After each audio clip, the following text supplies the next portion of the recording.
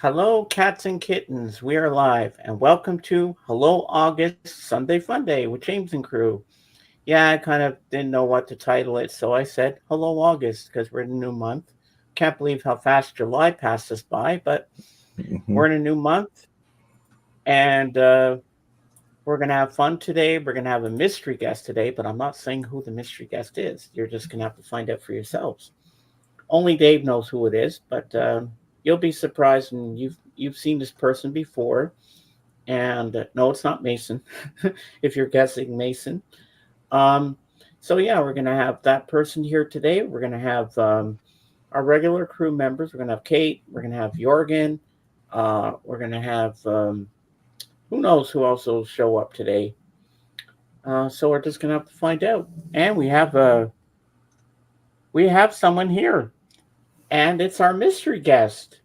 So, ladies and gentlemen, let me introduce to you the one, the only, Matthew Bill, Maisonneuve of Montreal, my nephew. Yay! I Here he thought you were is, gonna say people. Billy Shears at first. So Oh, Billy Shears. Hello, Matthew. Welcome. Hey, how's it going? yeah, pretty good. How you doing? Good. Nice to see you again, Dave. Yeah, good to see you. Where are you, Matthew? I'm in the spare bedroom upstairs. Oh, you're sitting in your bed? No, I'm in the love seat here. Oh, the love seat. Oh, okay, cool. Yeah, I Yeah, got so good signal. Matthew's in uh, from Montreal. He came in on Friday and he's going back Okay, tomorrow. Yeah. very cool. Very cool. Yeah. So, Matthew, tell us what's going on in the music scene in Montreal these days. It's a lot of French stuff, so it's mostly French people, but nowadays, so they become more mainstream. They use English sentences. They try and Ah, scatter in some English every two, three sentences. Hmm. So that's it, but yeah. it's very small artists, not too many big Yeah, artists in Montreal. got to start somewhere. So that's good. Oh, yeah. Yep. Yeah. Yeah, yeah. So And I Uncle, never quite understood the French people why they always put a H in front of an I. They always say center heist. I want. Would you like some heist in your drink? yeah, yeah, that's it. Yeah, they tend to do that a lot. Yeah, they do that a Hmm. lot. Yeah. So, So tell my viewers what you do for your job. I sell nails. So nails, screws, anything that's a steel product, wire fencing. So Hmm. it's boring, but it's a good job. Yeah, pays the bills. Yeah, exactly. Yeah, my nephew's funny at home. He has a condo, and how many years have you been there? Two. Yeah, just got 2 years in June now. Yeah. And he's got no blinds in his bedroom. Once the sun gets comes out, he's up. He Yeah, doesn't have any blinds. I don't know how you do that, Matthew. it's because I don't want to sleep in. So as soon as the sun rises, I want to be awake. Mm. Well, you've There had you go. blackout curtains here at your mummy's house, Yeah, and you've been sleeping in. yeah. I've been sleeping till 10, 11. It's not good. So that's why I need the sun to wake me up. Hmm. You don't want to waste the day away. Yeah, exactly. Yeah. So Dave, did what's you on your tell? shirt? Yeah, did you tell Dave that you went to see Deadpool the movie? Yes, I did. I did. Okay, Oh, that's Yeah, I'm nice. going a to be talking about that a little later in the show. Okay, okay. Yeah. So you're going out for dinner with your mom tonight, huh? Yeah, it's gonna be good. Yeah, the Joyce. I'm staying here. Hmm. I'm just gonna have some mac and cheese because I never know how long my stream will go. So, Yeah. but my sister understands it's not my thing to go to the Joyce because that was the last place I actually drank beer, and I just don't want to go there. I'm Oh not. yeah. Okay. I'm not feeling it today, but I'm happy all the same. I'm just happy being here. And so, Matthew, I just found out something on Amazon. Just randomly, I checked, and that Romeo and Juliet Criterion Blu-ray I wanted has gone down, really dropped. $38. Okay, that's a good deal. That's a good price. Yeah. Yeah. Before it was And 50 something, right? what? Yeah, it was Before it was 52 50. something before, but it dropped to 38.99. Yeah, that's a good deal. I was like, wow, somebody up there likes me, I think. Yeah. Yeah. So Matthew, tell us what movies. I mean, tell us what music you're into. Mostly like local French music, So it's like gangster bad stuff, It's it's not the best. Remember I And you showed were you such La a Danse du Tabarnak? oh yeah, La Danse de Tabarnak. Yes, I remember when you told us about Yeah, that last time you were here. yeah, stuff like that. So you're not into Headley anymore? No, I don't even know. Do they still make music? I don't know. Have you heard of Yeah, I that group, wonder. Dave? Headley? I don't. Not familiar with them. I probably heard the name somewhere, but I'm not familiar with what they do. Yeah, maybe 10, 15 years ago they were big in Canada. Oh, okay. Yeah, I remember when Papa bought you a CD of Headley and it said uh, parental discretion is advised on it, parental stuff, because of there was language in that CD and you were like 8 or 9. yeah, yeah. I was young. Yeah, I remember that. Oh, you got up here fast. Yeah, you told me to be ready for one, so I was. Yeah. There Hey, you go. Zara. Hello, Zara. Zara, this is my nephew, Matthew. She wanted to meet you. Nice to meet you, Zara. Yeah. And Zara's a video gamer too. She likes to play. She calls it doing her hero duties, Oh, okay. and she's pretty good at what she does. She likes her game. She likes to play Resident Evil 4, I think. Something super something elite, some sniper elite thing. Don't know what game that is. But I used to be good at Call of Duty back in the day Yeah, when they had Black Ops and that. yeah. I I remember we used used to to be a play a really bit. I one time I had a kill cam, um, or I shot the guy dead, and then my care package came and landed on the guy just as the thing ended. That was my kill cam. Yeah, that's I funny. mean, I said, "Geez, can he get any deader?" I just shot the guy dead, and then the care package landed on him. You could hear his bones crunch. You're as it came down on top of him. I'm like, now I get my care package when the game ends. Yeah. Why couldn't I get it sooner? I gotta go for now. See you soon after dinner. Okay, have a good dinner, Sarah. All right. Have a good Thanks for dinner. stopping Hello, Mike. by. Hello, Mike. How you doing? Mike, I'd like you to meet my nephew Matthew. Hello, Mike. Mike is another fellow Canuck. He's from Okay. BC, Okay, the and he's West a big Coast. Elvis fan. Yeah, you're welcome, Zara. Yeah, so tomorrow's a holiday here in New Brunswick. I forget what the day's called, but and Matthew goes home tomorrow, and then it's back to the grime on Tuesday, huh, Mike? Matthew? Yeah, yeah. Back to normal. Yeah. So you like what you do? Yeah, I do. I do. Do, It's do a you lot work of. from home or do you go to an office? So just recently, I started working from home 2 months ago. Before Oh that, I yeah. used to go to the office all the time. Well, that's good. So you can just laze around the house. Yeah, I don't have to wear pants anymore, so it's good. Oh, my friend Stints would love that part. That you don't have to wear pants. Pants are optional. That's good. Well, no one's going to see you from the waist down if you're on a conference call. So, Yeah, exactly. Right now, no one knows if either of us have pants on. So. well, yeah, but I have pants on. I hope you do, and I think Dave has Of course pants I do. on. Hopefully. I do. I'm actually wearing shorts. So. Oh, okay. I'm wearing jogging pants, Right. and you have shorts on, don't you, Matthew? Yeah, I do actually. Hey, Darren. Hey, Hello. Darren. Yeah, Matt is my nephew. I think you might have seen before, Darren. I'm not sure, but yeah. So here's our other fellow Canadian from Toronto. This is Darren Recordhound, and he's got quite a collection of music, Matthew. Oh my God. Okay, He's good. got 8 tracks, he's got 45s, he's got 78s, he's got everything. You probably don't know what a 78 is. No, I It's a don't. very, very old record, but they're very fragile and they crack easily. Okay.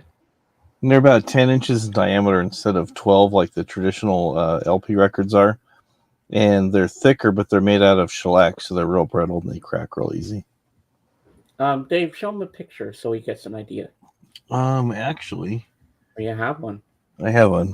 Let me go find one real quick. James and I went live last Monday, and it was a good old time. Yeah, we have to do that again, Mike, on Facebook. Yeah, that was fun. Yeah, and sign up to my nephew Matthew. He might start his own streams one day. You should. I don't know. I think I'm gonna leave it to you, the professional. I'll pop in here instead. Well, I'm not really professional. I just do this for fun. I don't get paid for it. I'm not monetized, so I just do it because it's fun to do it. Right. But you have a lot of people all over the world that tune in, so. Oh yeah. I got my regulars. I get about 13 to 20 people in here. That's okay. I don't need That's them. good. I don't. I couldn't handle any more than that. But I'm happy with who I have here and stuff like that. Yeah. So for comparison, this is the 78 let me here. Get big. All right. I can show it better. You can kind of see the difference in size. Wow, yeah. Yeah, it's massive compared to that one. Oh, yeah. And it plays 78 revolutions per minute is why they call it a 78 versus a record that plays at 33 and a third. Okay. It's a lot thicker than most records. Yeah, I see this. Yeah, this belonged to my father-in-law. Trying to find a year on this. This is Duke Ellington from. I don't see a year on it. Print's real small, so it's kind of hard to see. Right. But yeah. Oh, you're gonna have to leave that out because I want you to show that to Jorgen. Yeah. Because he'll love that stuff. You know how he likes his jazz and stuff. Oh yeah. Oh yeah. Are the grooves different or the same like a regular record? They're a little different. You use a different needle. It has a slightly different shape to it. So you can make me small. Oh yeah, right. My bad. That's all right. People don't need to look at this all the time. Yeah, so Mike says here, James and I went live last Monday, and it was a good old time. Yeah, we did a messenger call together, and boy, he showed me all this Elvis stuff, and I was like, wow. Then he has a soundtrack for Viva Las Vegas on CD. And he's going to make me a copy of that because I've been wanting that soundtrack, but it's nowhere to be found. It's hard to find that one. And today, when he gets back from work, he's gonna get himself an account on SiriusXM. When I showed it to him, when I shared the screen, he was like, "Oh my god!" He loved it because the Elvis radio channel. He said, "Okay, you haven't shown me anything else, James, but after seeing this and hearing the Elvis radio, I'm getting out my credit card. I want this now." And I showed him all the other channels he can get on there. He's like, he was all pumped. So tonight, Mike, tonight's the night you get it because I can't wait to talk to you about it. Yeah, that's 78s from earlier 40s, if not 30s. How many 78s do you have in your collection, Darren? I know you have a lot. I know you collect them.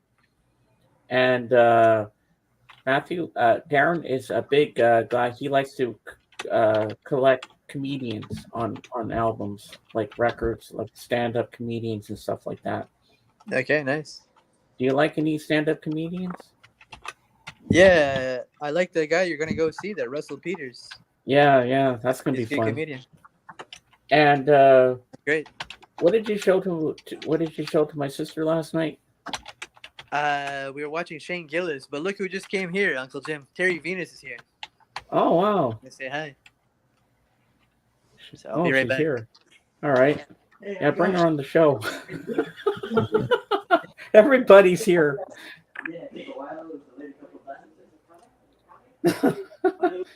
Well, we're having surprise guests again. This is cool. Wow. Style, yeah. It doesn't play the bottom of the groove. Got a few tomato boxes full. Wow. I bet they're worth some money. We're back. Ah. What's Terry Venus here for? I have no idea. Oh, I thought she was going to come on and say hi. I don't know. Maybe she's coming downstairs. I'm not sure.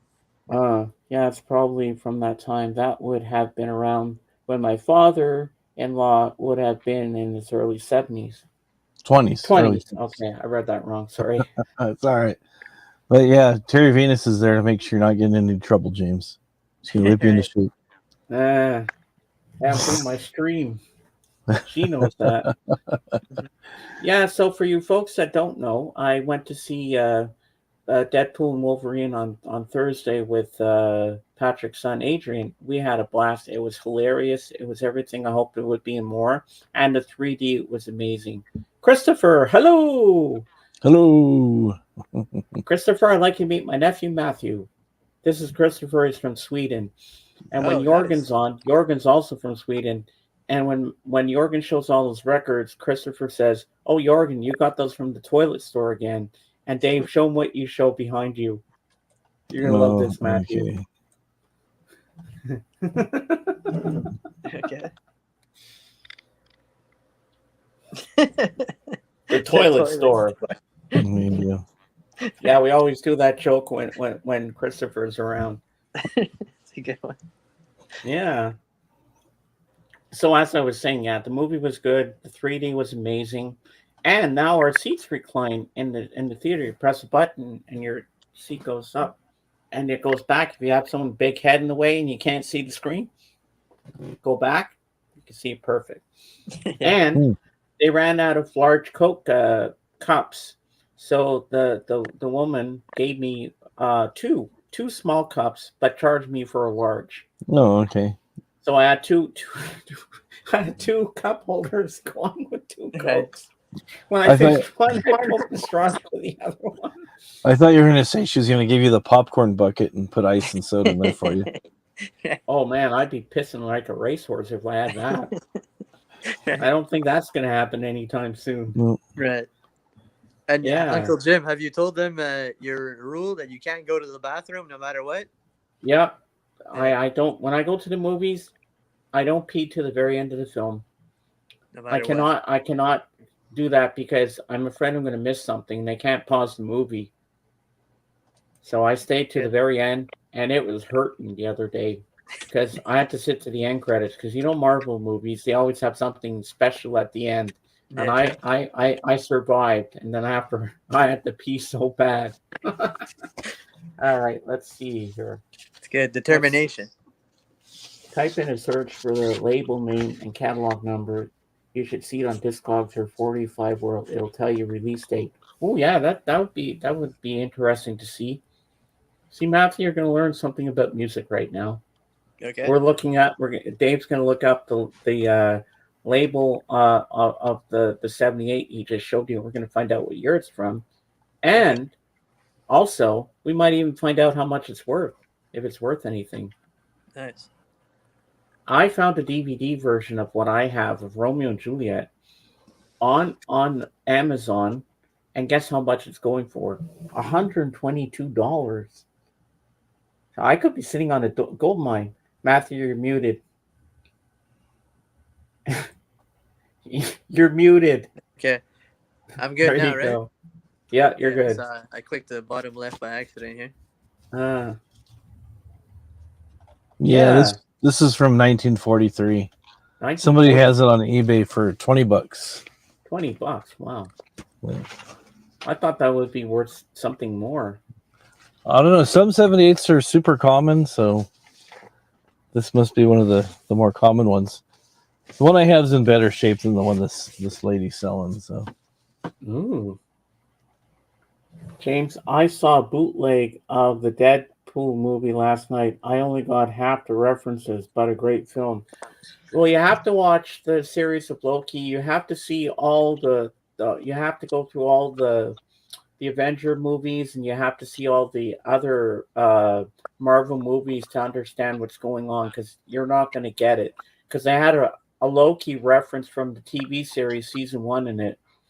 Adrian, who was sitting next to me, he didn't get it. I laughed because I've seen it.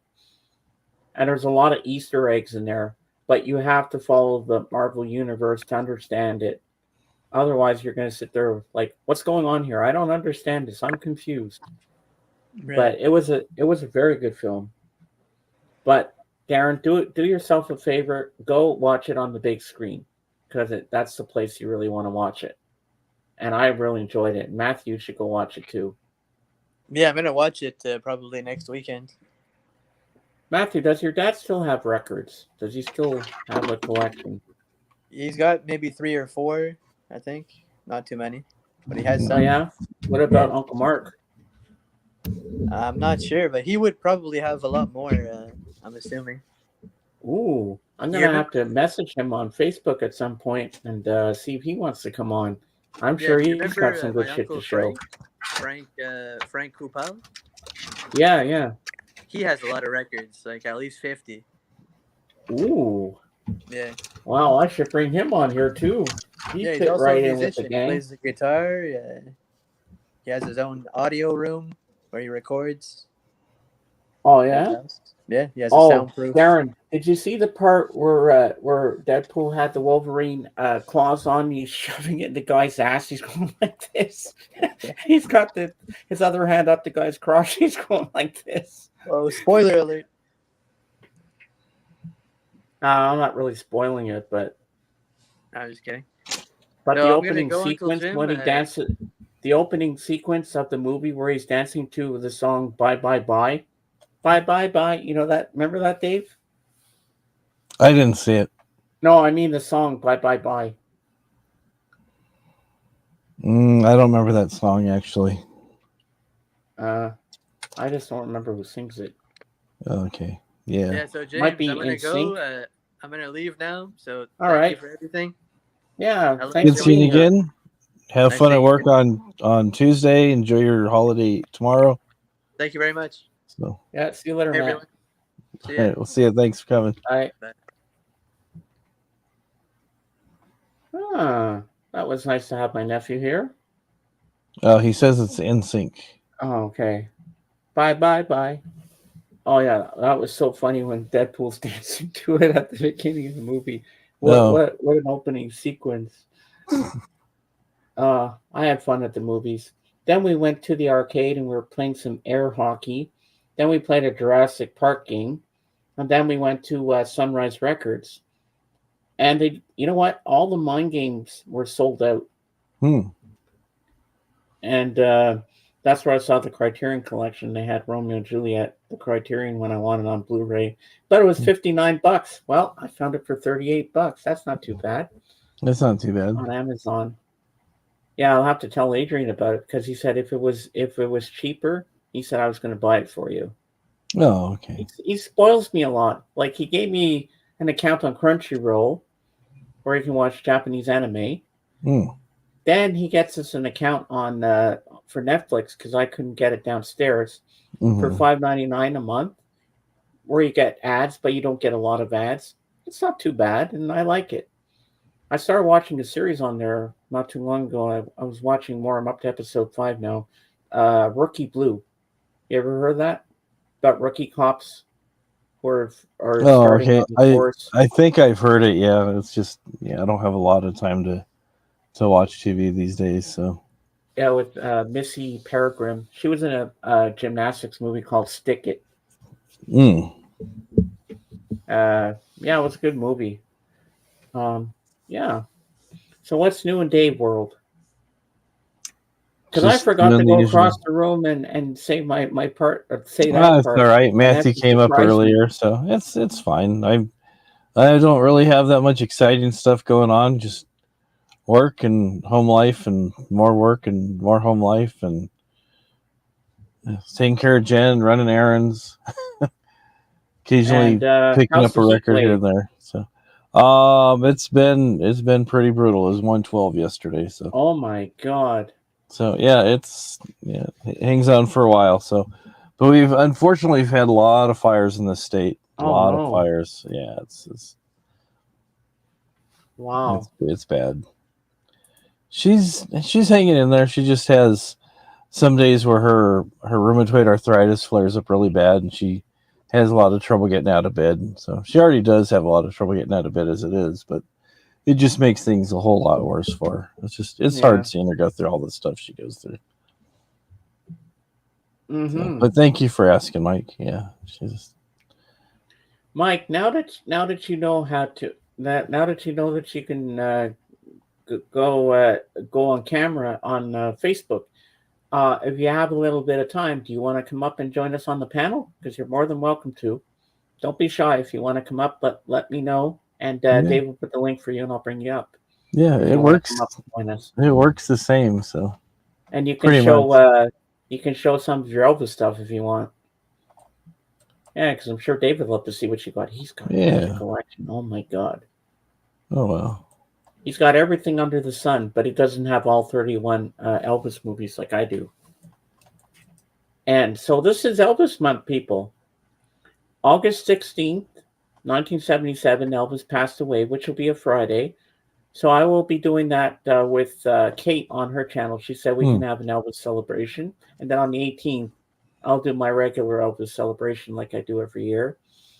And we'll celebrate Elvis's life, and I'll show my pictures from Graceland again, because I know everybody loves seeing those again. I love reliving that, and I know Dave likes looking at them too. So I'll do it again, even though we've seen them umpteen times. It doesn't matter. By the way, hugs to Jen. Speaking of 78s, maybe I'll upload one for her called Rheumatism Boogie. Ooh.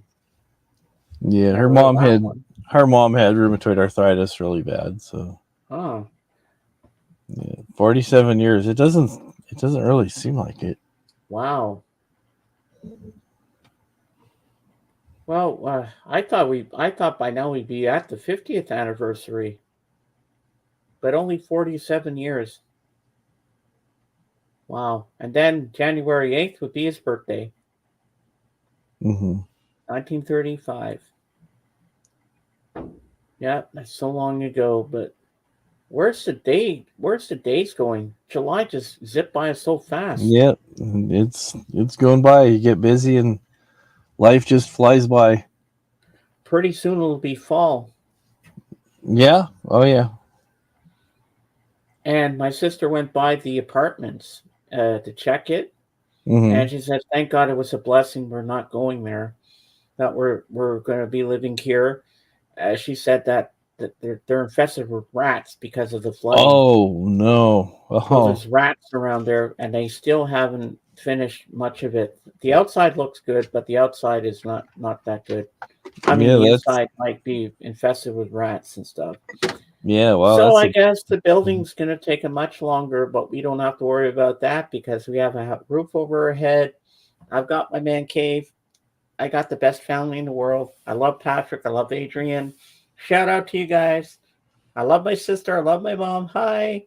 And hello, Matthew, again. And hello, Terry Venus, if you're watching upstairs. I got everything's good. I'm happy. And I'm still in shock that my mom actually spent some money on Amazon for me to get me that record cabinet thing, because that was the most beautiful thing I've ever seen. Yeah, it's nice. Better than keeping. Well, I still have the bins in case I run out of space, but it's nice. I can alternate, switch records out, and put new ones into my cabinet. Do what I got to do, but I'm happy with it. It was a godsend when I saw that one.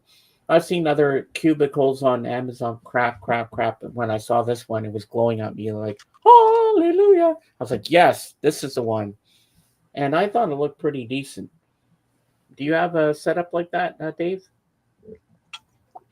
No, I just have some bookcases I have all my records on. So. I think I have one of Elvis's final new 45s from 77. Couple scratches, but cleaned up okay. I'll IG a picture to James when I find where I put it. Oh, very cool. Oh yeah, that'll be cool. Yeah, I want to see that. Don't you follow Record Hound on Instagram, Dave? I think I might. Like I said, I'm usually busy working or on here. Like when Kate goes live, I try to pop in from time to time when I can, but lately it's just been two of us at work. So one of the guys just had a new baby. Another guy is off those 2 days, and he's only working 3 days a week. And so, yeah, it's pretty crazy. Now, we're going to do a little research now because Royce in the house put up his thing for tonight, but I have to know a little bit about this person that we're going to be talking about. But I'll be up there. I'll be on the panel tonight, so I need your help, Dave. And Mm. everybody else who can help me with this. Let's go to Royce in the house and I can tell you what the thing is tonight. So it's a tribute to John Mayall, godfather of the British blues. He was Oh yeah. born 11/29, 1933, died 7/22, 2024. So now I need a little information about this guy. So when I go up, at least I'll know a bit about this guy. Yeah, I would look up John Mayall and the Blues Breakers. That's one of his most popular projects. Some people say, "Oh no, there's some other stuff that he was with." That's some of the stuff Eric Clapton was involved for pretty early on, right Yeah, I after the saw that on Yardbirds and stuff. Wikipedia. I just Yeah, skimmed through it to see, and I said, "Oh, you worked with Eric Clapton?" I said, "Oh, cool. I love Eric Clapton. yeah. So he's Slow worked. hand." I can't. He's worked with some other famous people, and I'm just going blank right now. But he was like kind of the guy that would bring people into the band and then kind of turn them loose to do their own thing, similar to like what Alice Cooper does. He gets some really high caliber players and stuff, and then he encourages them. He keeps the door open in case they want to come back, but he encourages them to get out there, stretch out their legs, and do their own thing and make a Oh, name for kind of themselves. like what Ringo does with his All Star band. Yeah, similar thing. But just there's a lot of people who've gone through there, and unfortunately, I can't remember any of the other names that. But he was a big time player in the British blues scene for sure. That's why they gave him the title. And I'm sure he's probably played with the Stones because the Stones did a lot of blues stuff too. yeah, I wouldn't be surprised. John Mayall brought in John movie for Blues Breaker album. Uh, oh, McVie. Okay, I read that wrong. I thought it said movie. mm, I'm like, who has the last name John Movie? I'm like, and then I saw it was a C. I'm like, okay, I read that wrong. I'm reading between the lines today and mixing up words and making up new ones. Don't mind me, people. I'm being funny today. Yeah, but I'm going to be honest with you, people. I'm not going to sugarcoat it. My anxiety's been bad since yesterday. But you know what? We're still going to have a fun time today. We're going to have laughs and we're going to have a great time. And I'm not giving up. Oh, uh, relation. Like, okay, now okay, there's Christy McVie, but how does she fit into John McVie? Was he her husband? yeah. Okay, that's what I figured. Hmm.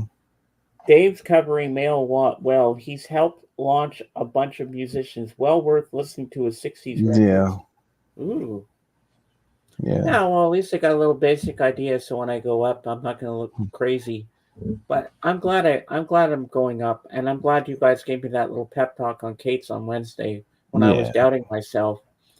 yeah. Yeah, they like having you there. People like you, so they like having you around, and you bring a great knowledge of the Beatles and some other bands and stuff. And yeah, people That's just what like that's your what Michael personality. Moan likes about me. He says, "Boy, James, you really know your Beatles." Yeah, Yeah. John McVie fit into Christine McVie. Christine, LOL. Oh, LOL. They were married. yeah. They're married for a while, then they separated, and they're still in the band and stuff. But yeah. There's a lot of like Darren was saying. He's launched the careers of a lot of musicians. I'm probably gonna be wrong, but I want to say Stevie Wonder. Hey, Star Trekker, how you doing? Hey, Trucker. Saw pictures of your leg there, all bandaged up, and the antibiotics. Hopefully, you're doing better. I think they're a little few weeks old or something, but hopefully, you're getting around, doing a lot better. I don't know if you saw any of those, James, but he had Oh, I he didn't had a little actually. bit of an ordeal. So Oh, what happened, Trucker? You had an accident or something? he just had his leg. I don't know what happened. He just had his leg bandaged. So he's okay. He's recovering well. Oh, okay, Yeah, that's good. yeah. So I was thinking of you last night, Trekker. I was imagining that today you would be in my stream, and here you are. Ooh, I'm good. I must be psychic. Christine McVie passed away in 2022. Yes, I Yeah, remember that when she did, yeah, when she passed.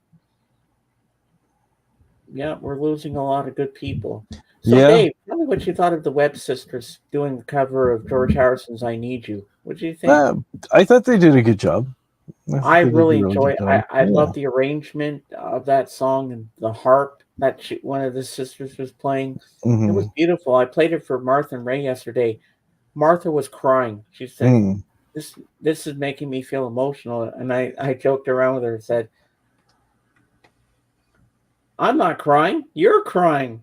And then she laughed because I saw a tear go down her cheek. I thought it was one of the most beautiful covers I've ever heard. Yeah, And they did I'm a very very nice picky with job. those Beatles covers, but that one was fantastic. Yeah, and if you listen to covers, you can tell when someone's just covering the song because they go, "Oh, this is a good song. We want to do it," or if they're really wanting to pay tribute to the artist, which the Webb Sisters definitely were. You could definitely tell they were. It was done out of love, and they enjoyed doing it. And yeah, You can tell when they're singing with passion. You can yeah, tell when it gets emotional. When you feel emotional, you know they're doing it right.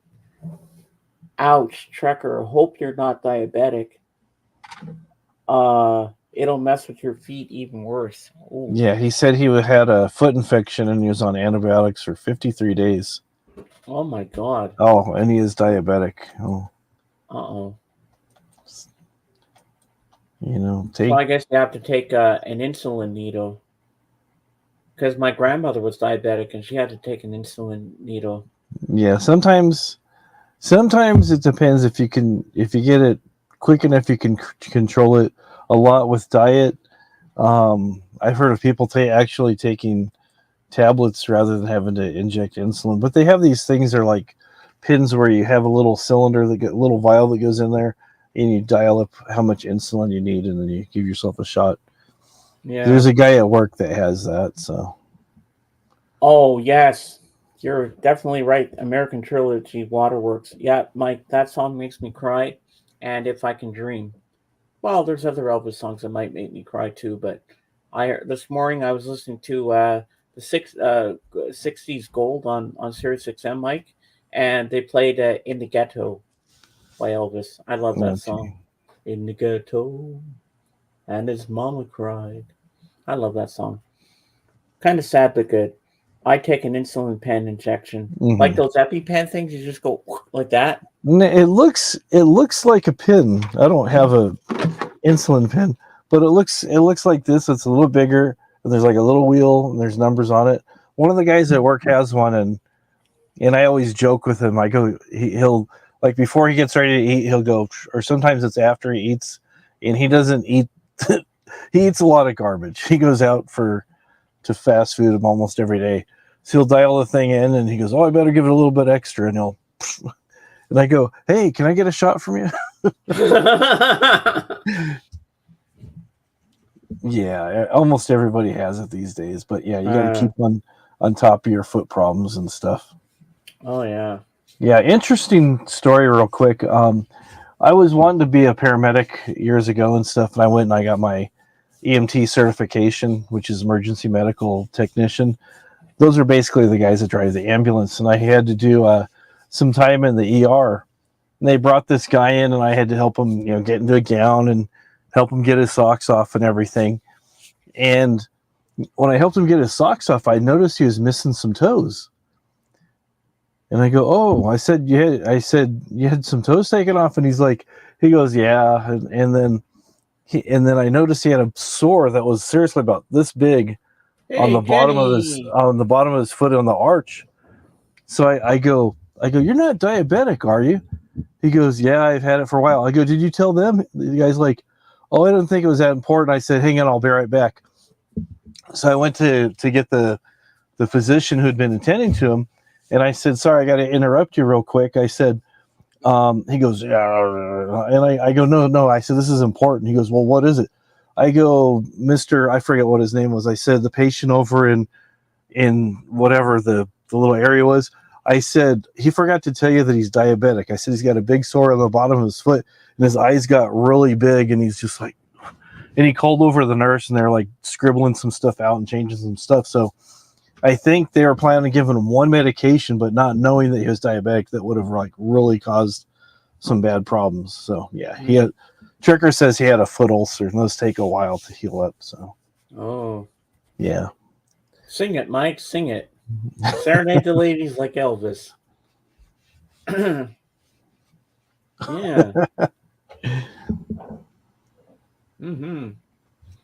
Well, thank God you brought it up to them, Dave. Yeah. I guess I could have been killed or something. Yeah, lots of times there's things that happen. So that's why, one of the things they trained us was, when you're on the field, do a thorough visual. Don't just go from head to toe. Don't skip around looking at different things. You're aware of, like, obviously if they have their hand cut off, they're bleeding severely, or got a bone sticking out or whatever.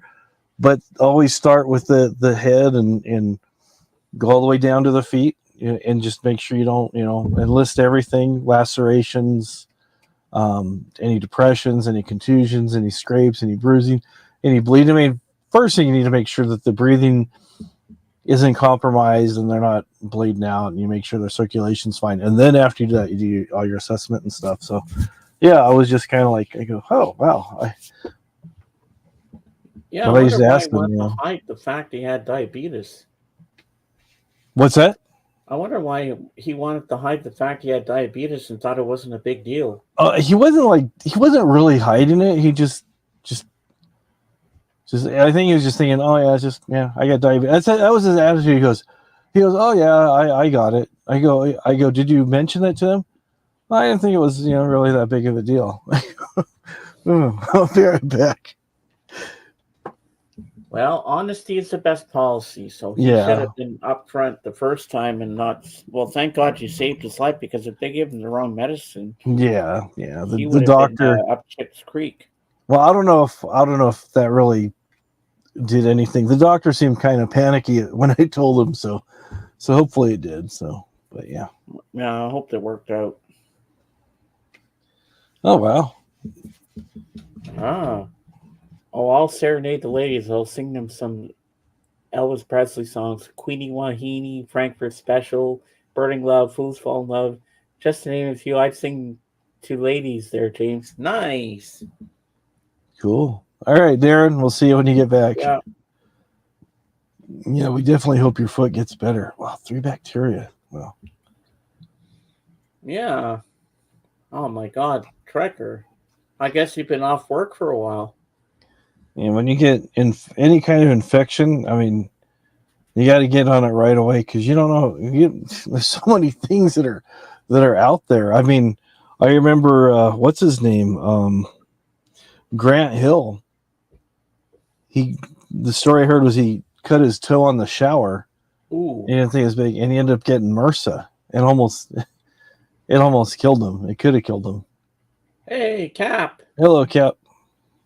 Cap, you want to come up?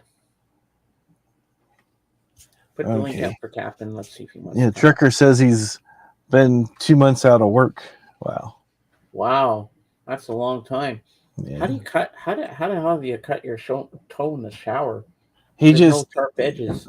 Well, on the drain, I guess he nicked it on the drain or something. So.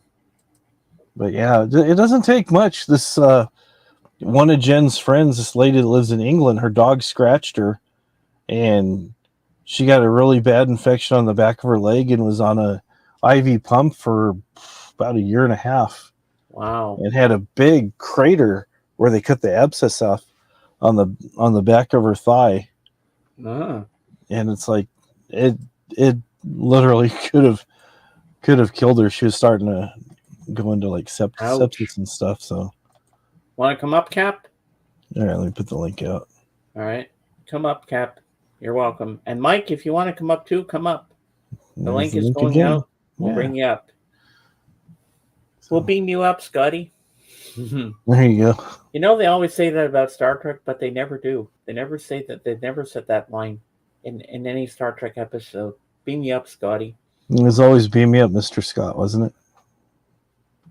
Something like that, yeah. Yeah. Come here, trucker. I got a chainsaw. I'll get rid of that infection. Oh, be nice. Oh, Jenny. Jenny with a chainsaw? I don't think so. Should we be scared? So, Jenny, I heard you're back to school this week. You're going back to the school again with the kids. It's kind of early. We're not even halfway through August yet, and you're already back to school. Wow. Yeah, pretty soon will be Halloween again, and then Christmas and winter. Ugh, don't want to think of winter.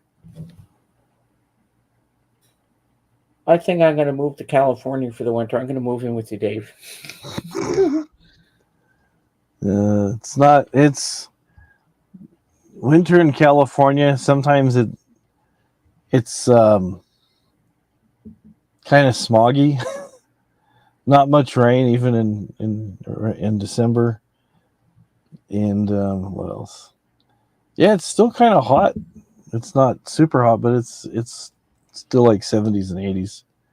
I'm going to be in California for Halloween. Oh, cool, Cap. There you go. Ah, nice. Starting school early and have a fall break and a spring break. Well, I have a fall break, spring break, everyday break every day. So I don't go to work. I don't go to school. I just stay home. Mm-hmm. And I love retirement. I just love to do this. This is my fun, and I look forward to it every week. And then guesting on, co-hosting with Royce and the boys, and then Kate and all that. It's fun. I'm going to visit Pinky and Shannon. Who are they? I don't know. Some friends of his from a different community. So. Oh, okay. I don't mind going to school in the hottest part of the summer. AC is just fine by me. Oh, that's good, Shan. I just remember starting. I mean, like I said, in California, it's like real. Hello, Samuel. It's just really hot. Hi, Samuel. We'd always start right after Labor Day, and it's always like super hot. Some years it was hotter in September than it was in July. Yeah, Indian summer. Yeah. Pinky. I might know Pinky, Captain, but I just can't remember. All right, Darren. Yeah, back for a few more minutes. Yeah. Cool. Nice. Good stuff. Uh-huh. But yeah, it was always kind of a bummer starting off school and in school clothes and stuff, and just like, ugh.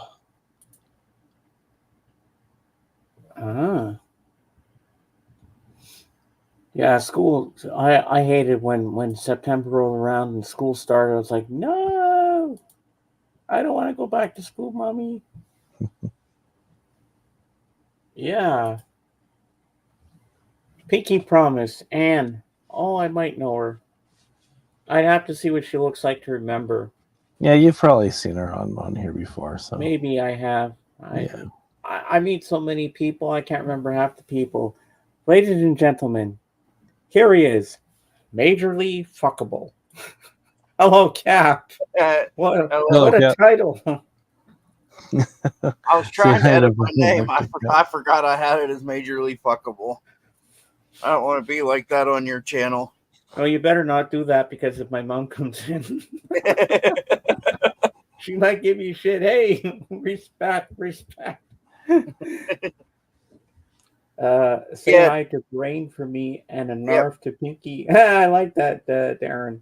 I'm a nerd. Always loved school. Yeah. James, Pinky used to go into Rachel's all the time. Oh, yeah, right. Pinky's promise. Oh, yes. And yeah. Yeah, she's been my bestie for 8 years now. Oh, yeah. Yep. I'm going to see her and another friend of mine.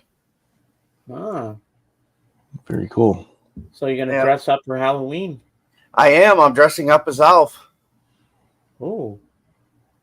I thought you were going to go as Captain Spaulding. No. Alf. Oh, Did you ever look at some of the concert footage there when I sent you the link, Dave? For the I've seen it before, but thank you for sending that. Yeah, it's a pretty wild and festival. I scrolled down. There was a second stage. Yeah, And I was planning on watching the Scorpions, but I forgot about it. Yeah, but it's a nice, good quality on that thing. Oh when I yeah, was watching some of it. yeah. Did you guys see that Aerosmith announced they canceled the rest of their tour dates? Really? I saw that. Yeah. Yeah, they're retiring from touring because Steven Tyler destroyed his voice. Oh no! Yeah. So they threw in the towel early. Yep. Well, Steven Tyler had a good run. They had a good run. Well, health is more important. Yeah, Health comes first. that's surprised he made the comeback he did after falling off the stage because everybody thought that was it.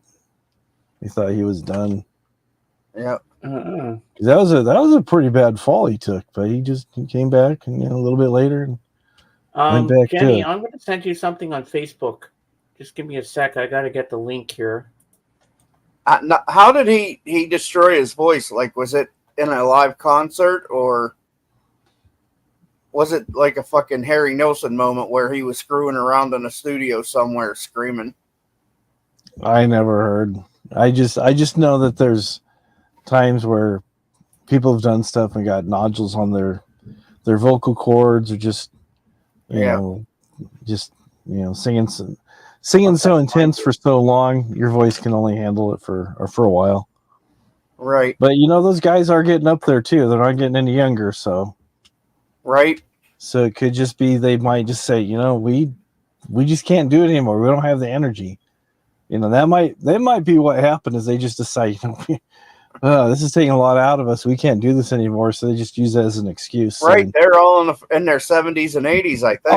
Oh, yeah. So it's like, you guys don't know anything to anybody. You guys have done so much music for so long. It's like, enjoy retirement, and I know Steven's got like quite a few grandkids and he lives in Hawaii and stuff. So, and there's Pat. Hello, Pat. Hope you're feeling well today. Hi, Mom. Did you guys hear the new Eminem song that he did with Jelly Roll? No, I haven't. Abracadabra?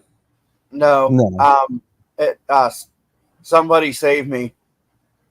So damn good. Yeah. Jenny, check your Facebook, your messenger. I just sent you a link for what Darren was talking about, that festival there, the heavy metal thing. Oh, you see what Mike said? Maybe Steven Tyler was screaming while making love in an elevator. Good one, Mike. That's pretty funny. Oh yeah, love in an elevator.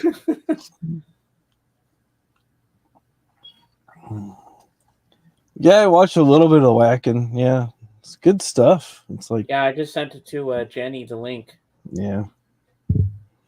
Yeah, you're welcome. You can watch, and if you scroll down on the page, there's a second stage because there's two things you can click on. You can see what's on the first stage, and you can go to the second stage and see who's playing on there. And you can watch it online. Good quality picture too. Have you been watching it, Cap? No, I don't know what it is. Well, it's a festival in Germany. For you. Here, I'll put it here for you. It's a music festival that's primarily metal and really hard rock and stuff.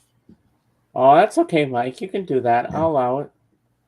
Actually, I'm going to put it in the main chat for everybody. Yeah, as well, put it in the main chat. Yeah. Yeah, if they want to see it too. So that's for the Waken. If I'm pronouncing that right, I don't know, but I've heard it pronounced Whacking. I've heard it pronounced Whacking. 140 bands over 5 stages.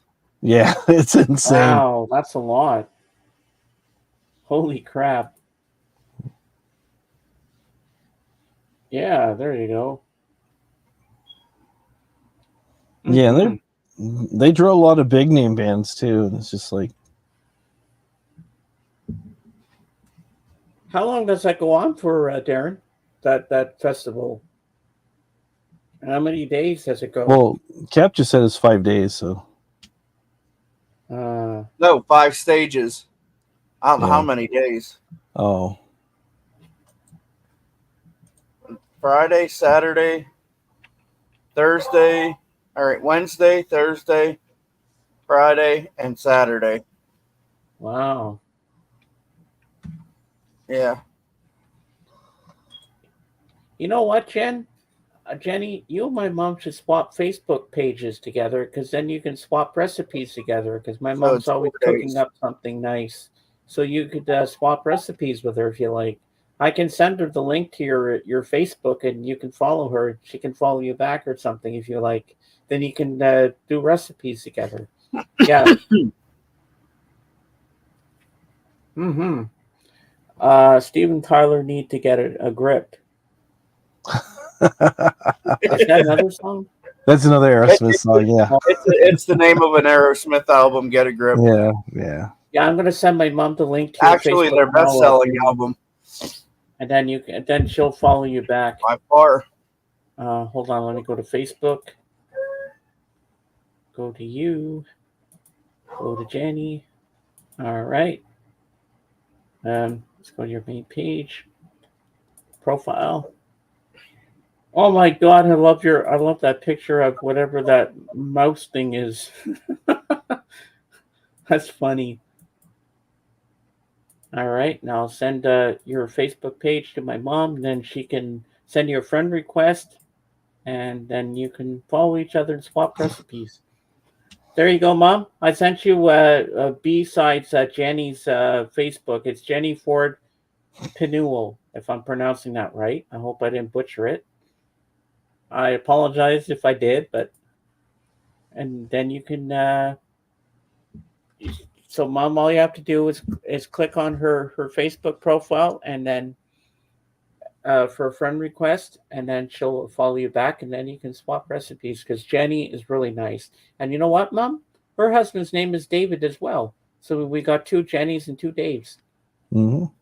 Yeah, they have doppelgangers. No, not really. I heard her date's better looking than me. Song is "Dream On." I love "Dream On, Dream On." I don't want to strain my voice doing that, or else I'll wind up in the hospital. Yeah.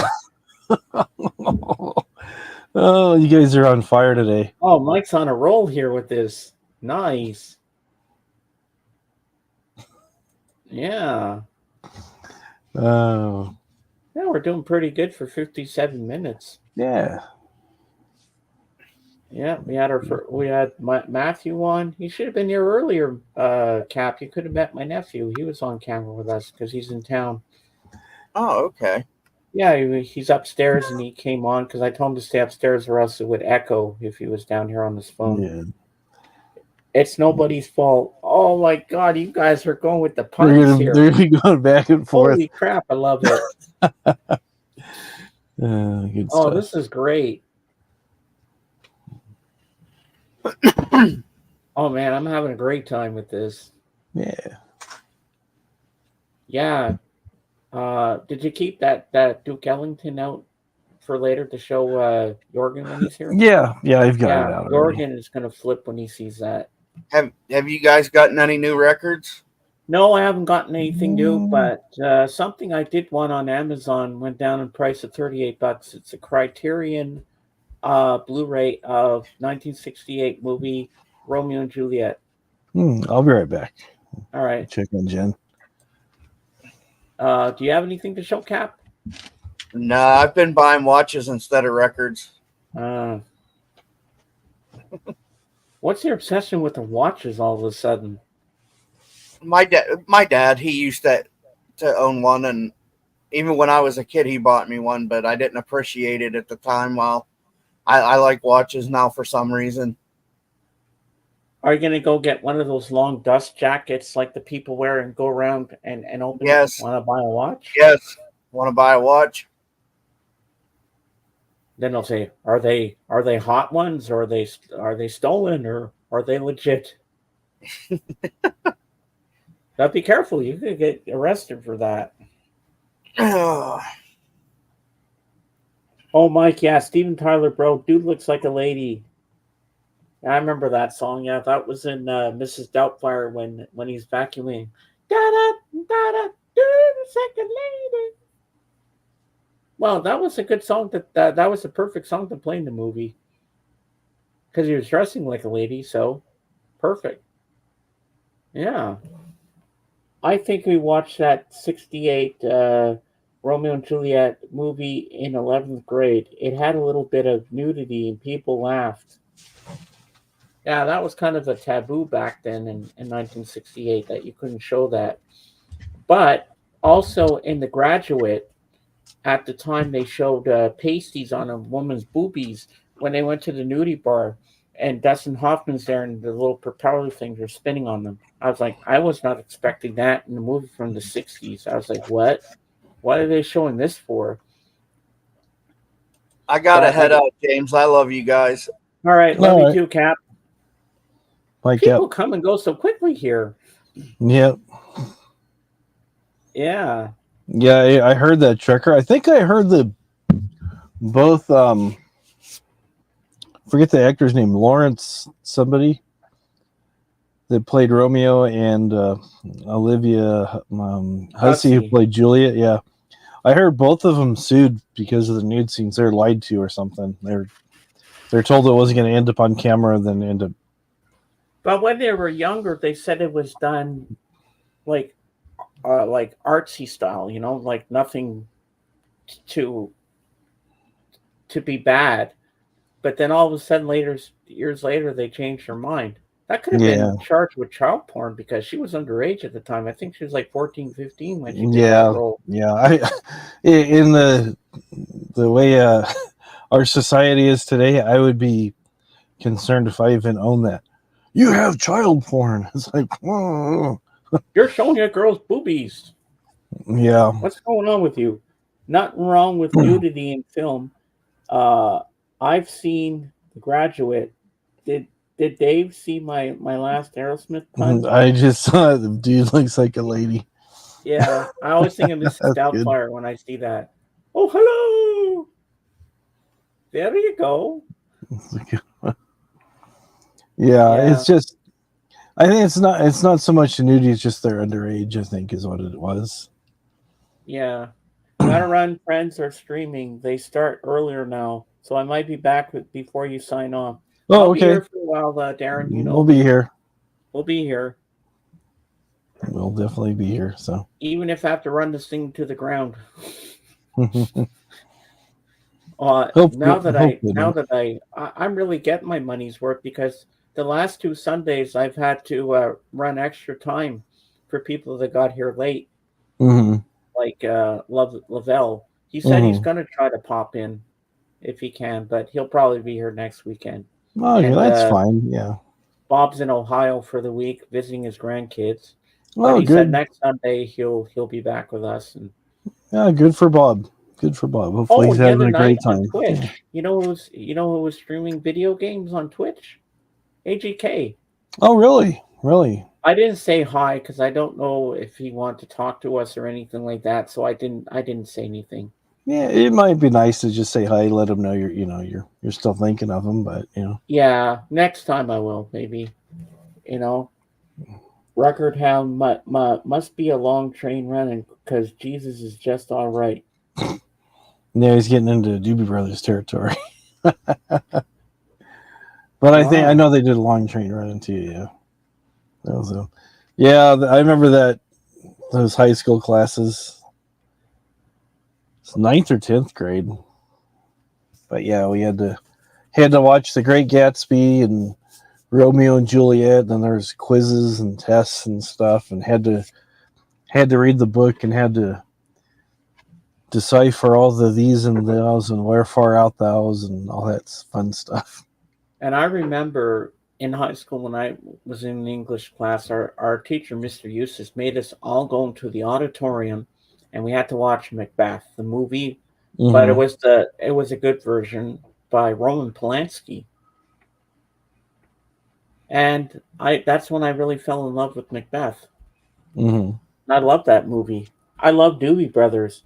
they got a new CD coming with both Tom Johnson and Miv. Oh, cool. And Mike, funny you say that because on Friday night, when we were sitting upstairs after dinner with my nephew, my sister had YouTube on. She put on the Doobie Brothers 50th anniversary concert. Hmm. And they played, whoa, listen to the music. I love that song. Yeah, so that Michael McDonald. Uh, some girl in my English class was obsessed with Jim Morrison. She read his poetry to the class, Lizard King. It's it's amazing. He had probably already passed on before that girl was even born, but it just seems like every generation there's always some girl somewhere at some school that latches on to Jim Morrison.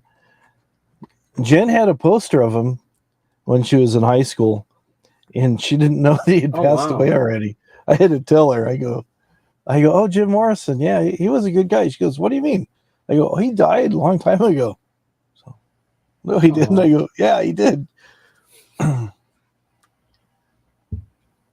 Oh, I love the Doors too, Mike. The Doors are great. And I wrote a Halloween poem back in 91, in the fall of 91, based on Jim Morrison's lyrics. And I'll tell it to you right now because I haven't memorized. It's a little short thing. She's a princess of darkness in the shroud of the night. She caresses the snake without a fright. Kiss the snake on the tongue, kiss the serpent. From the depths of hell the demons dance. A ring of fire they enhance. From out of the shadows she appears to spread darkness through the years. What do you think? It's good. I like it. That's Jim Morrison-esque. You know, he had snakes in his songs and stuff like that. Yeah. And I kind of went from Light My Fire, so I put a little Ring of Fire in there. Well, it could be a presumed as Ring of Fire from Johnny Cash, but that was not my intention. It was more kind of my Jim Morrison kind of poem. I know it's a little dark and kind of maybe creepy. A woman kissing a snake on the tongue. I don't really say what she is, if she's a vampire or not, but she's kind of like a demon in a way, I guess. I never really specify what she is. I was just sitting there watching TV in the early morning with my sister, and then I had the idea to write it, and I just wrote it in 15 minutes. Bang, done. Yeah. 1971. That seems so long ago. It does. How about this? Let's see if I can remember it, how it goes. He fled the town. He went down south and crossed the border. Lift the chaos and disorder back there over his shoulder. One morning he awoke in a green hotel with a strange creature groaning beside him. Sweat oozed from its shiny skin. Is everybody in? Is everybody in? Is everybody in? The ceremony is about to begin. I remember that one. Yeah.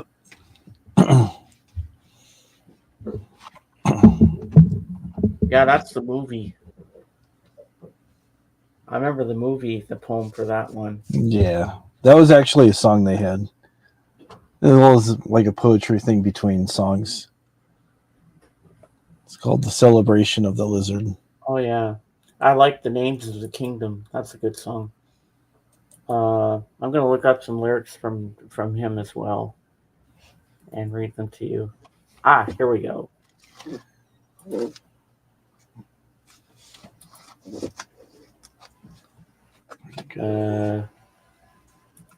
No. Okay, let's see here. All right.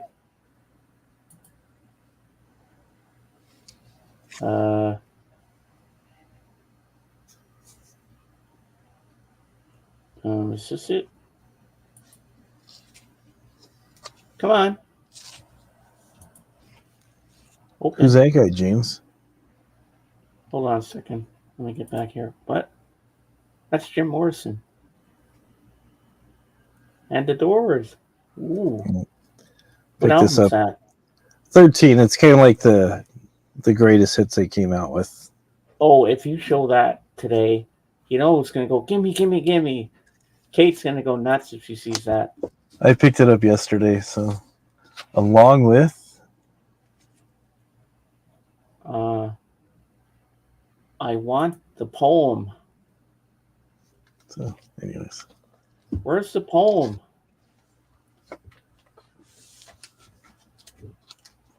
I'm trying to find the whole poem.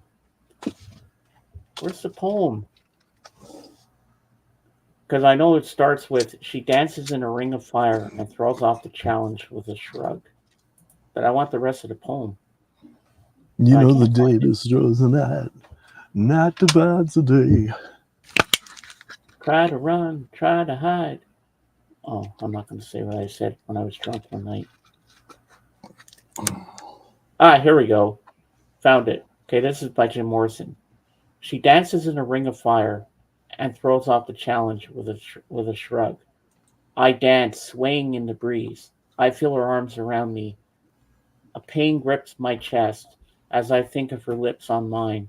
We dance and I'm shaking. I need to be freed. The melody echoes in my head and the thought of countless dances. Countless moments, countless dreams, echoes through my brain. She breathes in me. Again, I feel the music caress my soul, aching yet healing, helping me to remember and yet remember to forget. I only want to feel. They'll never get cold. They'll never get hungry. They'll never get old. I feel the dance grip me, and I remember in worship, in honor, and I know that even through tomorrow, I have to go back to my shitty little life. Tonight I am alone with my memories. That's Jim Morrison. There you go. Yeah.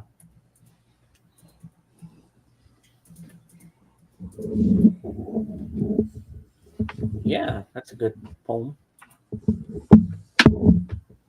Yeah. The Doors, you never get tired of the Doors. Oh no, never. Good stuff. What else? I picked up a few things yesterday. I was showing you this while you're looking for the poem. You know who that is, of course. Oh, David Bowie. Yep.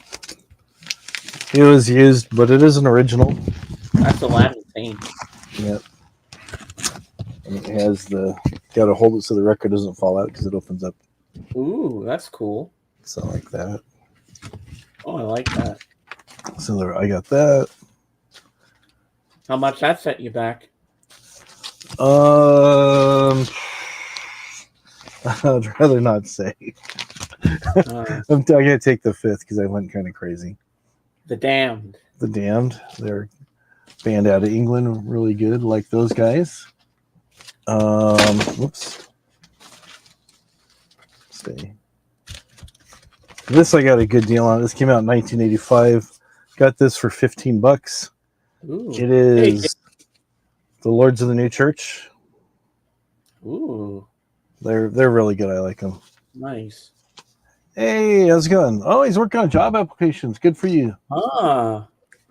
There's Stalag 13. They're a punk band out of Southern California from the early 80s. I don't know. You'll have to ask Kate what time she wants the baptismal things. I haven't even opened this. I got this for $30. Ooh, not bad. Funkadelic. Maggot Brain. Yeah. It's really good. That I showed already. Doors number 13. I like that, Mike. This guy, I get this used. This is only $5. This is Buddy Miles. He was a friend of Jimi Hendrix. And he was part of Band of Gypsies.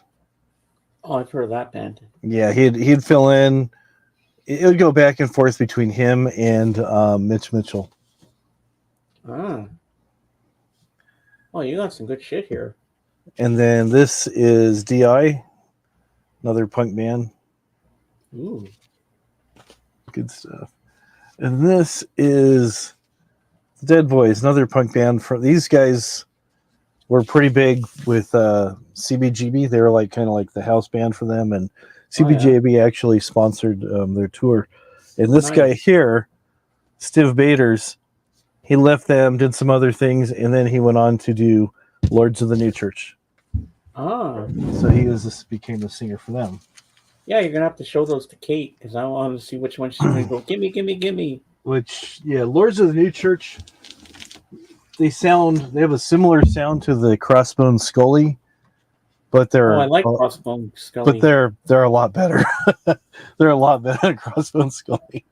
Oh, DI rules. Dead Boys 2. Yeah. Nice. Please read. Oh, what you vote? Please welcome the newest boy band, JMD, featuring James from Canada, Mike from Canada, and Dave from the USA. Is that what Americans do? They say, I guess. I don't know. Who knows? Who knows? Oh, I almost dropped my Coke on myself. Yeah. Oh, yeah. Yeah. My musical tastes are kind of all over the place, but yeah. Yeah, I like what you got there. That's pretty good. Let's see which one is. Even though David Bowie is the only one I really know. Yeah. That's the Lords of New Church. That's the band that Steve Bader went on to do. I got a couple singles from them, but I'm glad I got that one. Yeah. That's funny. Deadpool fight. I haven't seen the movie, so I don't know how it goes. I got 11 people in here, and I only got 3 likes. Yeah. Well, what's up with that? Last week I had 10 likes. Maybe it'll give it time when the other people get up here. Maybe because it's slow today. James, I found my Enya record. It's great while doing this paperwork. Oh, that's cool. Hey, JJ, only you're going to get this pun. I'm Marvel Jesus. JJ, I don't know what I'm talking about. And JJ, guess what I found? I went on the Canadian Amazon today. I looked up that Romeo and Juliet I was telling you about. It really dropped in price to $38. So I'm hoping I can get it somehow because I really want it so bad. I mean, it's a lot cheaper than it was. James is VC Jesus. Well, I wouldn't put it that far. I never compare myself to the king of heaven. Nope, I can't. I can never do that. I'm just me and nobody else. I just want to be myself. Because you have to reach for the stars, but keep yourself grounded. That's more important than being someone you're not. That's the way I look at life, you know? Yeah. So how's it going with the applications, JJ? I hope they're going good. I hope someone hires you because, you deserve the best, We all deserve something good in life. And I have the best people around me right now.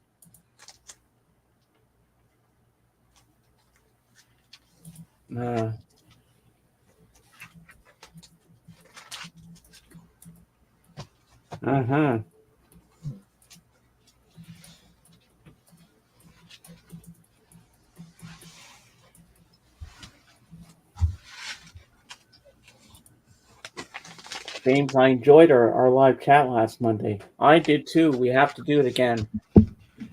Romeo, Romeo, Romeo, where art thou? Can't see without my glasses. That's funny. Like that. That's funny. Funny, I had a live chat with him also. You did? Yes, we did, JJ. That's true. The same day that I did it with Mike. Yeah, we both, because I was helping JJ with his microphone because he got a new mic. What kind of mic did you get again, JJ? What brand is it? Yeah, right after I finished with you, JJ, I did it with we did our live thing on Messenger, me and Mike right after, and he showed me a lot of his Elvis stuff. My chat had a taco, yes it did, and you got to get the dog pool little outfit. that I sent you. That would be so cute. And there's this weird, ugly dog in the movie, Dave. It's got this long tongue. It's kissing him. It was funny. That's funny. Yes, I'm saying it loud and proud. I consider my bro and fellow Canadian. Aw, thank you, Mike. You're an awesome dude. So, Mike, do you want to come up and join us? You're welcome up here. Don't be shy. Come up and join us. Just like going on Messenger. We'll bring you up and you can show us your Elvis stuff if you like. I wouldn't mind seeing it again. And I'm sure Dave would love it too. Yeah. Yeah, I'm so happy today that everybody's here to support us and doing what we do. Dave, you're a bro too. Aw, that's so cool, Mike. We're all family here. Oh, thanks, Mike. Yeah. So you got so are you taking any vacation time, Dave?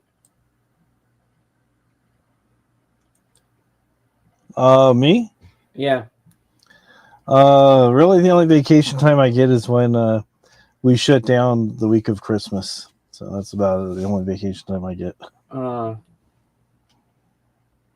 James, if you were an athlete, I would be your athletic supporter. Ah. Oh, that's cool. Oh, man. And you'd have to say, I'm the assistant coach from that movie with Simon Pegg. I forget the title of it. You know what an athletic supporter is, don't you, James? What? It's something you wear when you do sports to keep you from to protect your okay. So, okay. it's a jock strap is what it is. So he was making a funny there. That's why I was like, okay. I got confused there for a second. I'm like, what? Yeah. What's he talking about? What you talking about, Wills? Yeah. That's funny. So Mike wants to know what you thought of the Elvis CD pick you sent earlier. I liked it. I thought it was pretty cool, Mike. Yeah. And I still like a copy of that Viva Las Vegas soundtrack. I can't find it anywhere. I hope they make Elvis the movie into a Broadway show. That would be cool. That definitely would be cool.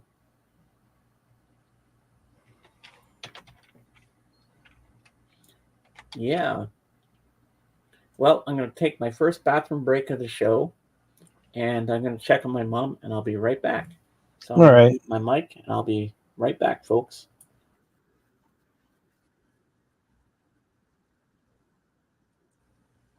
All righty.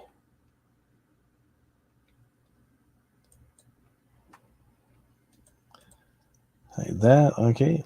The Elvis Broadway show. There you go.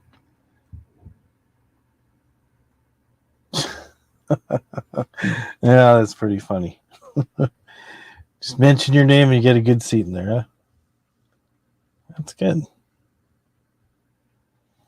I remember one time I went with somebody to a restaurant. It was kind of mid-scale, a bit fancier than places I'm used to eating.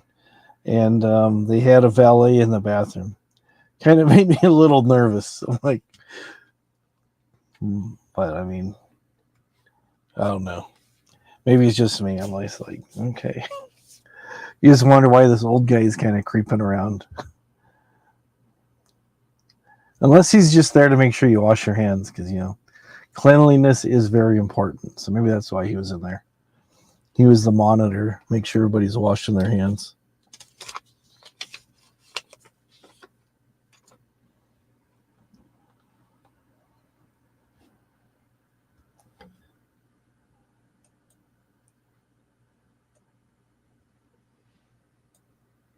There's the chair.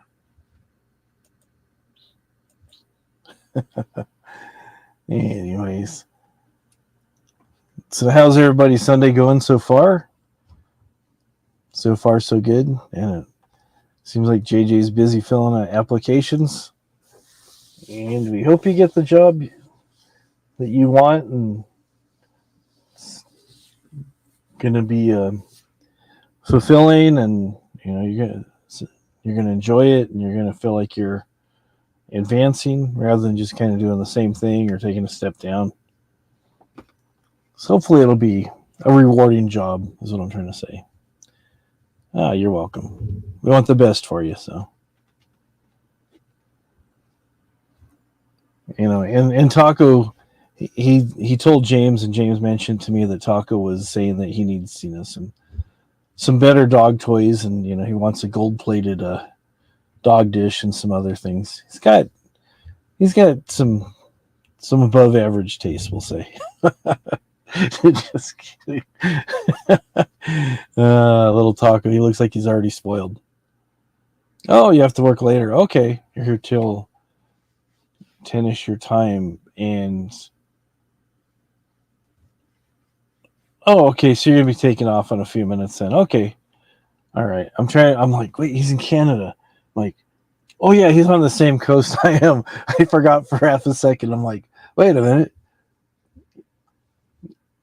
I was thinking when you said 10:30, I'm like, oh, he's over where James is, so he's got he works night shift, so it's 10:30 at night. And I'm like, oh wait a minute. Yeah, so you get it. So thanks for popping in before work. It's always good to have you around. It's always good to see you. Whoops. Yep. I'm like, wait a minute, wait. You had to think there for a second. So let me see here. Oh, I have to send this to myself. So welcome back, James. Here we go. I'm back. Welcome back. Mike's probably going to be taking off a little bit because he has to work later, so he'll be here till about 10:30. So okay. So I was just telling him we appreciate him coming, and telling JJ good luck on the job search, and hopefully he finds something that's good and rewarding. And there's a difference between having a job and a career. So your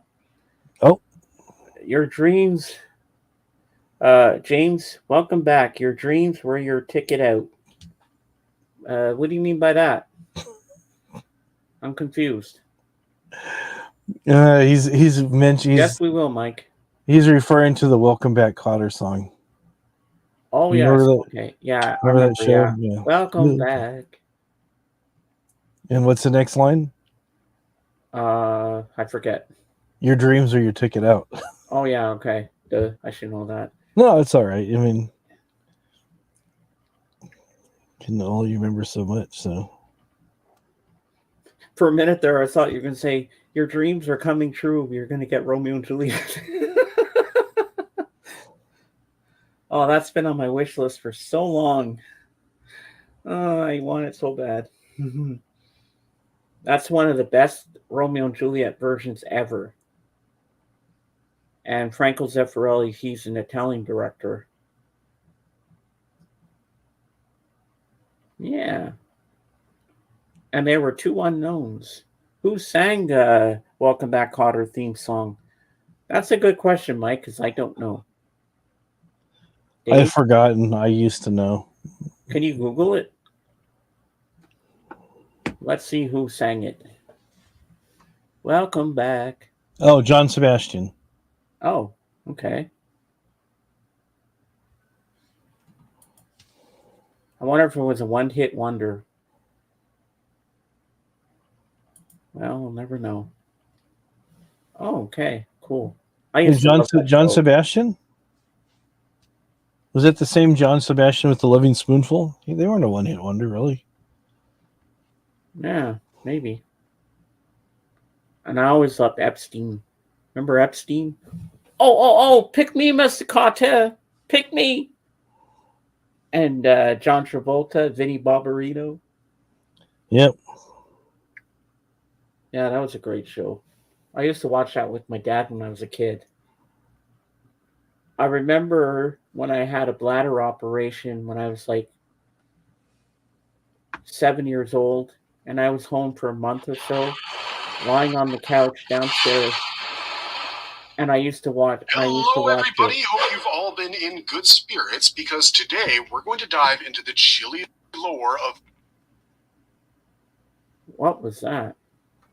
Oh, some advertisement on my phone. It started playing. Oh, Horseshack was also in Friday the 13th, Part 6. He was? I didn't know that, JJ. Yeah, so that has sentimental value to me, that show. When I used to watch that when I had an operation, I was home and I couldn't go to school for a while. And my dad would carry me downstairs every Wednesday to watch the Muppet Show in a blanket and lay me on the couch. And I'd watch Welcome Back Kotter and all that and Happy Days. And yeah, I was in the hospital a lot getting operations when I was young. Speaking of Friday the 13th, my son got an order for a new lamp.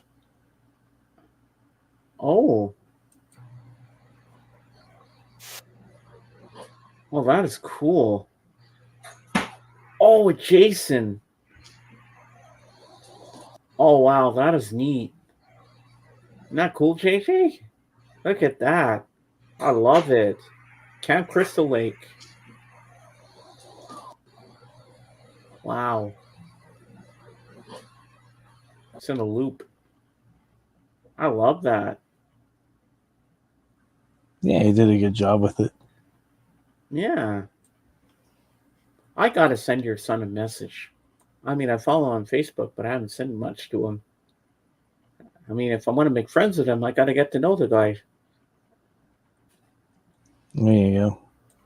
Does he like movies? Yeah, some movies. Yeah, he's usually more busy building stuff and creating stuff than watching movies. It seems like. Well, I can start with movies because I know he's not much of a music guy. Yeah, yeah. But he knows a lot about movies and stuff, so. I'll start with that because, I don't really know him. He doesn't know me that well, but he knows who I am. Yeah. And he knows I do the streams. Has he ever watched a little bit of my streams? I don't think so. Maybe one day, if you can convince him to come on. Yeah, maybe so. Yeah, he's kind of shy like his mom, so. Well, he doesn't have to be. He could just turn his picture off, Yeah. I'd love to have him here. Yeah. That is cool, eh, JJ? Oh, there it is.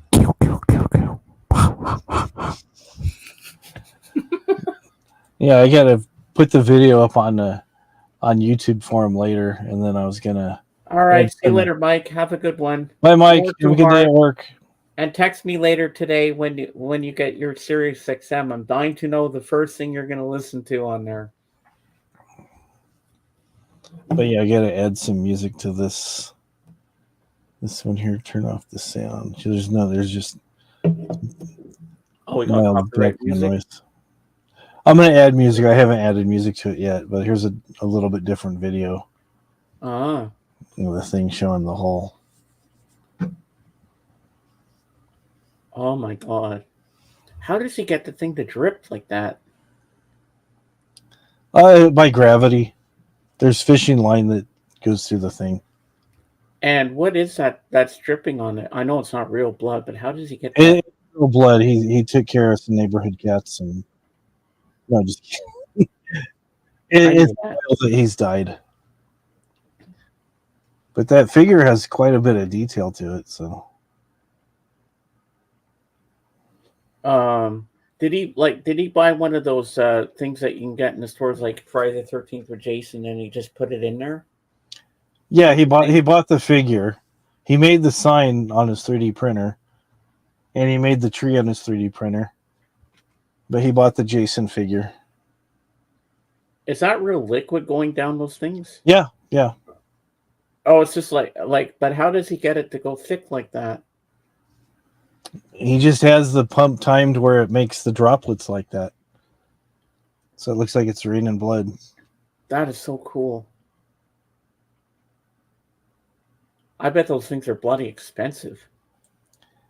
Yeah, he makes a little bit of money off. So. And they're huge. Yeah, they're about so tall. Oh, he should make a warehouse and store them. He Or usually make just his makes own them kind of. store. He makes them kind of one off. He sells them on Etsy. He's got an Oh, Etsy store. So oh, cool. Do you have any in the house? just that one. He's made a few, but usually he just makes them to sell. Oh, I wish you'd make a Freddy Krueger one. He has a Freddy Krueger figure, so he's talking about making one of those pretty soon. So then somebody reached out to him and says, "Hey, can you make a Friday the 13th one?" He's like, "Sure, okay." He I doesn't think do a Mike Myers did one a too. So Nightmare Before Christmas one with Jack Skellington. well, yeah, he's got a Jack Skellington figure he's going to do too. So Oh man, if I could afford it, I'd buy one, but I can't. he's trying to figure out how to make it look like it's snowing in the thing. So he's Yeah, that'd working be on that right awesome. now. Yeah. So cool. Yeah, good stuff. Yeah, we're gonna have some, because we're still summer. We're gonna have some slow days, people, on the channel. But you know what? We persevere. We keep on going. We still have fun. We're still having a good time. Mm-hmm. And you know what? I used to worry about that when I first started, that no one was going to watch me. But look at me now. I got a lot of followers, and they all support me and love what I do, and that I'm branching out on other channels too to co-host. I Mm-hmm. never thought I'd see myself doing that. And No, the no. coolest thing was this week on Monday when I went to Royston House before we went live. I went backstage. I was the first one up, and I got to sit in the driver's seat where you are, Dave. I got to Oh, be the okay. big co-host of the night. Oh, good. And Michael Nolan thought I was in the right place to be right by Royce's side. Right, Michael said you were in the right place to be by his side because you have a really good knowledge of music. And Royce said that night, I have the best panel in the whole world, all of you guys. So I guess that was him telling me I'm part of the panel. So now, from now on, I'm going to keep going there, even if I don't understand the topic, because I have you to help me beforehand to get me all studied up on it. And Mm-hmm. if I don't understand what they're talking about, and then that'll help me out. And I told them backstage afterwards when we were finished the show, I said, I want to be honest with you, I didn't know much about this guy or whatever we were talking about that night. He says, don't worry about it, James. You did pretty good. So we helped you along. If you don't know it, yeah, I mean, you're going to learn stuff. And we still love having you on the panel, even if you don't understand what we're talking about. Mm-hmm. So don't feel ashamed of that, because I doubted myself if I could do it, but I was there, and I wound up having the best night of my life. Yeah, there you And go. I'm excited to go there tonight, and I hope you'll be there too. Have to see what's going on. Yeah. Yeah. So I know you'll be up there on the screen to help me out if I don't understand something. Mm-hmm. And if I don't get it, I just come to you and say, Dave, help me with this. Please. Well, yeah, you have to be polite, of course. There you go. I just can't go, Dave, help me. I have to say please, because I was brought up the right way. You have to say please and thank you. What are you drinking? This is a Rockstar. Oh. It's a hardcore apple. Oh. Is that like an energy drink? Yeah, it tastes just like a Granny Smith apple. It's really good. Oh, wow. Well, with my blood pressure, I can't drink that stuff. Yesterday, I drank so much coffee at Martha and Ray's, I kept peeing all the time. It was Yeah. like just right through me. I was like, oh. But it was so good, and we were eating watermelon. I love watermelon. You know what? When you eat watermelon, it quenches your thirst at the same time. Mm-hmm. Can you drink watermelon juice? You can. People do. Ah. You know those Doritos I showed you, the sizzling cheeseburger thingy? Do you have that flavor there? I have not seen it here yet. Well, I'm if you sure they do, probably have you it, gotta yeah. you gotta try it. It's so good. James, if you get nervous, just imagine everyone in peanut gallery is in the nude, which in my case is true. Put some clothes on, goddammit. Watermelon juice is so refreshing. Yeah, it could be, I guess. I love watermelon, so good. Sometimes I accidentally swallow the seeds. So I'll grow a watermelon up my butt. Yeah, you don't want that to happen. No. Can you actually plant the seeds from the watermelon and grow them? I've never tried. I don't know. Possibly. I wonder if that could actually work. Yeah, it would take a long time. It's Oh, possible. there's Dave. Yeah, that's me right there. What did I do? You're doing your Rockstar Hardcore Apple. Yeah, I did a review on it, so I wasn't meaning to share it. Let me get rid of that. Oh, It's gone. I miss your things. You should make more videos like that. I love those things. They're funny. It's just hard to find time to do it. Yeah, I always make time to do things. I got all the time in the world. Yeah, I just make I live every day to the fullest. Remember, as a kid, they told us if you swallow gum, it would stick to your stomach. Yep. And I remember in school, we weren't supposed to chew gum. But I remember one of my friends in elementary school, we had art time in the class. My friend Billy Levia, or was it my friend John, who was in the class?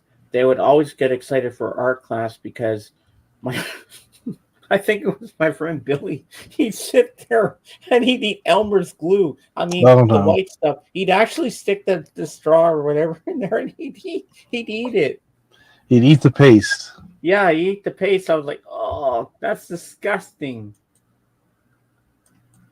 I'm like, do your parents not feed you enough in the mornings? Yet that you have to go and eat Elmer's glue. The teacher always gave him shit for doing it, but every time we had art time in the class, he'd eat the glue. Do you ever have kids in your class that used to do that? Oh yeah. And then, I did this once or twice. I actually ate paper. That was disgusting. And it's hard to swallow if you don't have something to drink with it. And then I remember at some point in the mornings, we'd have the person go around with a tray outside the different classes, and we all get our little thing of milk. Did you have that too? No, I don't think so. And I didn't like the milk there. I didn't know at the time I was I can't talk, lactose, and it always made me sick to my stomach. And I couldn't even put Nestle's Quick in there. I wish that they said no way I can't. So I had to stop drinking it because it made me sick to my stomach. I hated it. It was disgusting.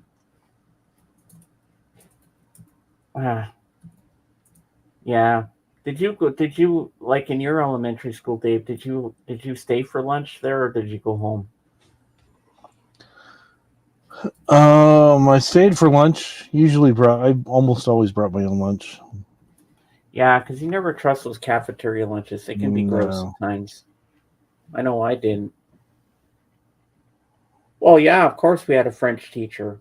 I remember two French teachers. We had Madame Ketzier and we had Madame Bonchamp. And I remember my friend Cor Vanderdonk in that class. He was the class clown. He was always in detention. And I remember one time he was in her class and we had these chairs, but they weren't like a desk, and they had this rounded like armrest, but it was like a table. that you can sit with your paper and write whatever you have to write.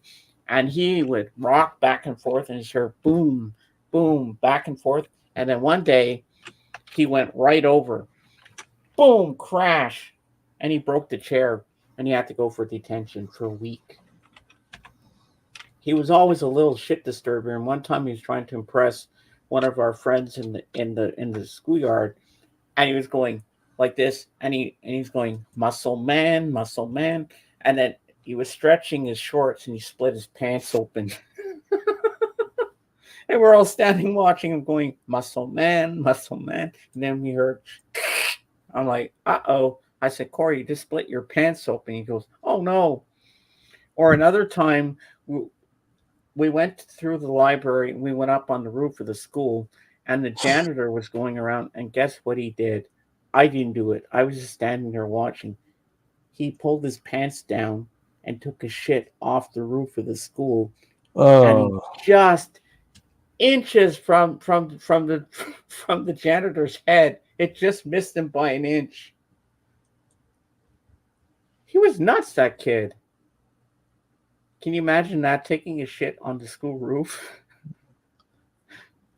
That was terrible. And he used to go to the dump and bring home old 45s and other weird toys that he'd find out at the dump.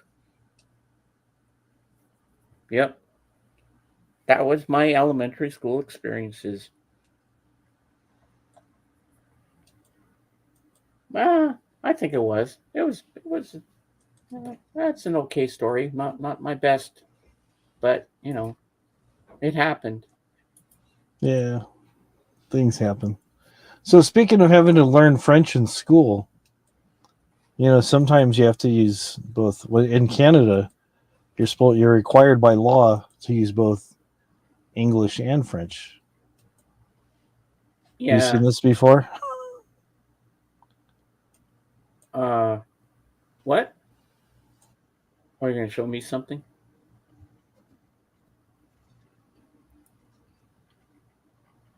I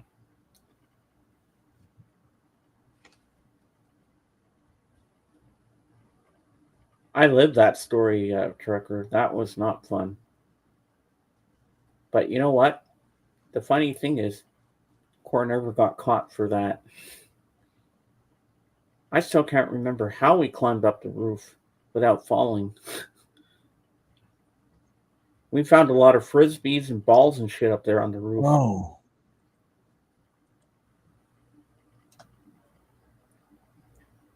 Oh, it didn't show, did it? Didn't show. Oh no. It wasn't going through, was it? Let's see. Oh, now you can see it? Yeah. Okay. That's if you remember this. He gets pulled over. Okay. What is wrong with this picture? No snow tires. No. I was driving on the wrong side of the road. I can explain that. You see, I'm not used to your rules up here, and I was. That's not it. This writing on the side of your vehicle. Oh, how did that get there? Those kids at the garage? I just stopped for like. Whatever.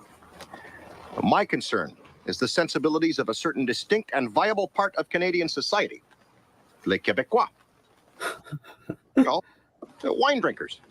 Pea soup eaters. French Canadians. Oh, yeah, those guys, sure.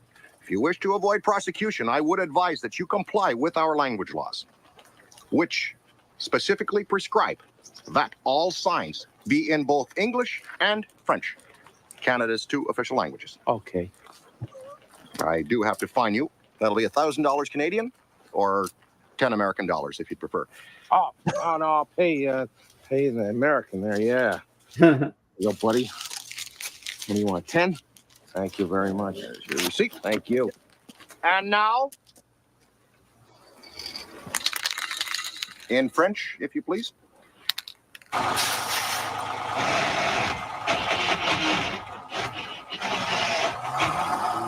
She ain't show.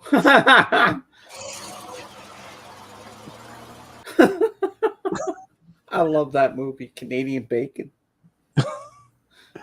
Oh man. Yeah, that's Canadian bacon. And there's also a scene where they're riding around in the truck and they're singing the Flintstones. Yeah. And then John Candy goes, Wilma! I hope that won't shut us down for playing that clip. I don't think so. It's such an old movie and it's obscure. Not a lot of people are familiar with it. But when he was talking about having to learn French in school, yeah. Yeah. And you have to show those albums again when Kate gets here. I want to see if she can say, gimme, gimme, gimme. Okay. I know she's going to do that. Yeah, that was one of the last movies John Candy did do. Oh, actually, he did Cool Runnings, and then he did The Great Outdoors. Yeah. I think Wagons East was his last movie I think so. Yeah, I really like John Candy. Yeah, me too. And I liked him in Uncle Buck. Yeah. When he made the giant pancakes. Yeah. Oh my God, you should have seen the toast. Yeah, that was a good movie, Uncle Buck. Yeah, And he was also in Home Alone. Yeah. He was in that polka band. Yep. And he was on SCTV. Did you ever used to watch that? Oh, yeah. That's where the McKenzie brothers were invented. Yeah. I used to love that show. Those were the good old days when all the good stuff was on TV. Yeah, I forgot he was in Little Shop of Horrors. He had a very small part in that. He was in that? Yeah. What part did he play? It's been so. I remember him being in there, but I don't remember all the specifics. Yeah, and I remember he was in Spaceballs. He was Barf. I'm a mom. Yeah.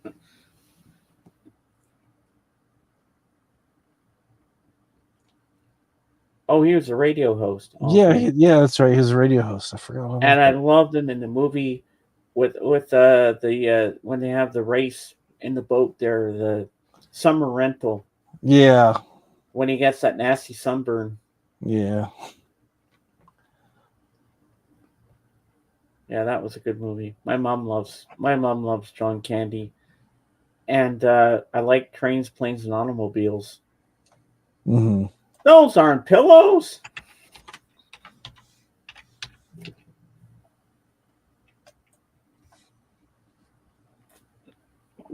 And The Great Outdoors with Dan Aykroyd. Yeah, he did a lot of movies with Dan Aykroyd. I'm surprised. Yeah, he was in a lot of movies. Oh, Canadian Bacon was the last film that he had completed, but they had to finish Wagons East with his stunt double. Wow, he's only 43 when he died. Wow. That's young. Do I have it over here? Yeah. Hold on, guys. I'm just going to grab something to show you. Yeah, Dan Aykroyd's Canadian as well. Pretty sure he's Canadian. Now that I'm saying that, I'm like, hey, I don't know for sure. I think he's Canadian. Let me check. He's Google for everything.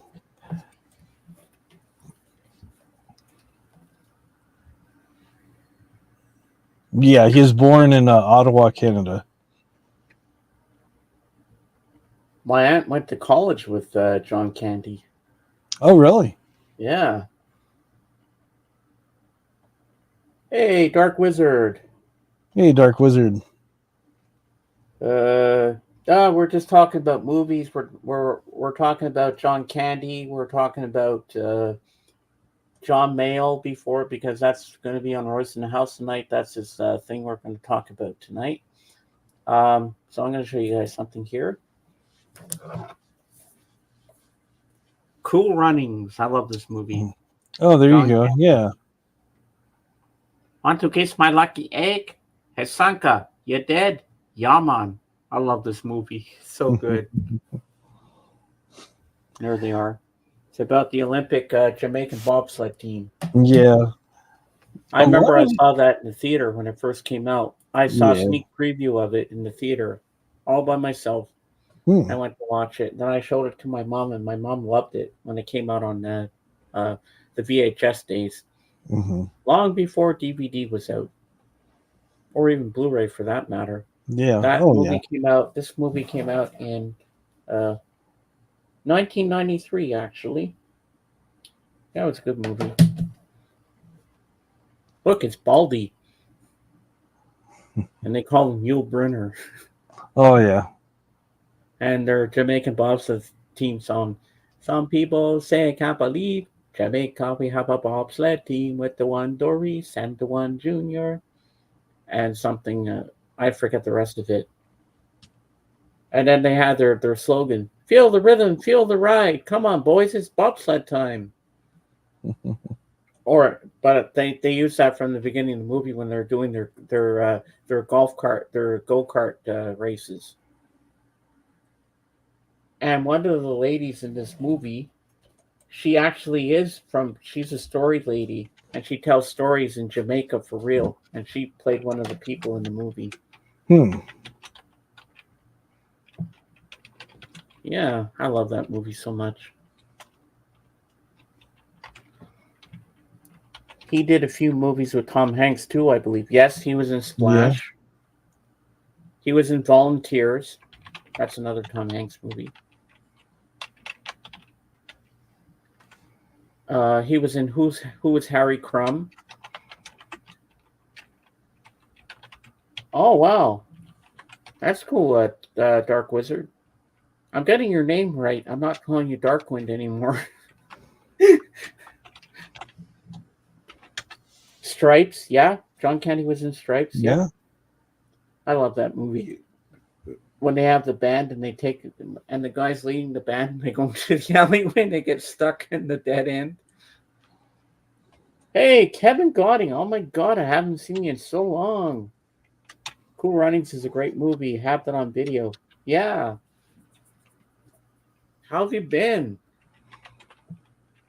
Kevin, I guess you have no recent news from when the Lamb's starting up his streams again. I hope he starts tomorrow. It's been a long time since we've seen him. Yeah, because he was refurbishing his studio. I think he wanted to make it so he could stand up in the room as well. Yeah. Well, at some point, I hope I can find this on Blu-ray. But I'm happy to have the DVD. I just can't remember when I bought it. If I bought it with my own money or if my dad bought it for me. Hmm. I still don't remember. But I own it, so yeah, I can't complain. And it's also on Disney Plus, so if I don't feel like putting the movie in, I can just go in there. Yeah. It's always good. Yeah. And I loved him in Splash. Remember when he used to throw the coins and he'd look under the girls' skirts? Yeah. That was funny. Or he was also in Vacation when they get to Wally World. Oh yeah, he was one of the security guards. So, sorry folks, Wally World's closed. The moose really should have told you that on the way in. Yeah, and then he pulls a gun. And then he makes them take them on all the rides. Yep. Did you see him in Who's Harry Crumb? I saw part of that a long time ago. Yeah. I don't As you really noticed, I put on another sweater because the air conditioning's on. It's cold in here. So I don't want to be freezing my butt off. Remember Camp Candy, the animated series? Oh Sounds yeah. familiar. Yeah. I'm not sure I've seen that.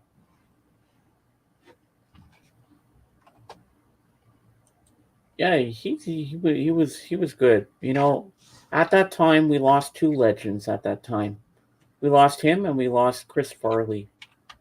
Another one I liked. I loved him in the movie Beverly Hills Ninja and Tommy Boy. Remember Tommy Boy? Yeah. Oh yeah. I think I just killed Bambi. And they hit the deer.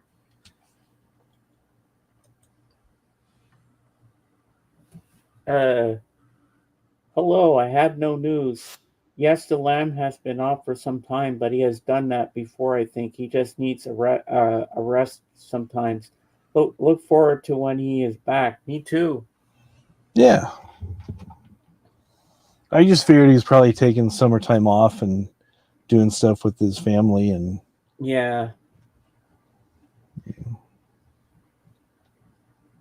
so I believe he's got a daughter that's probably close to junior high age, I think, or a little bit younger. So, I think she might be 13 or 14. oh, okay. So, yeah, early high school then. So, yeah, I'm sure he's probably doing stuff on the off time, family vacation. So I remember when he's doing backing tracks on her tablet, but her Discord kept going off on him.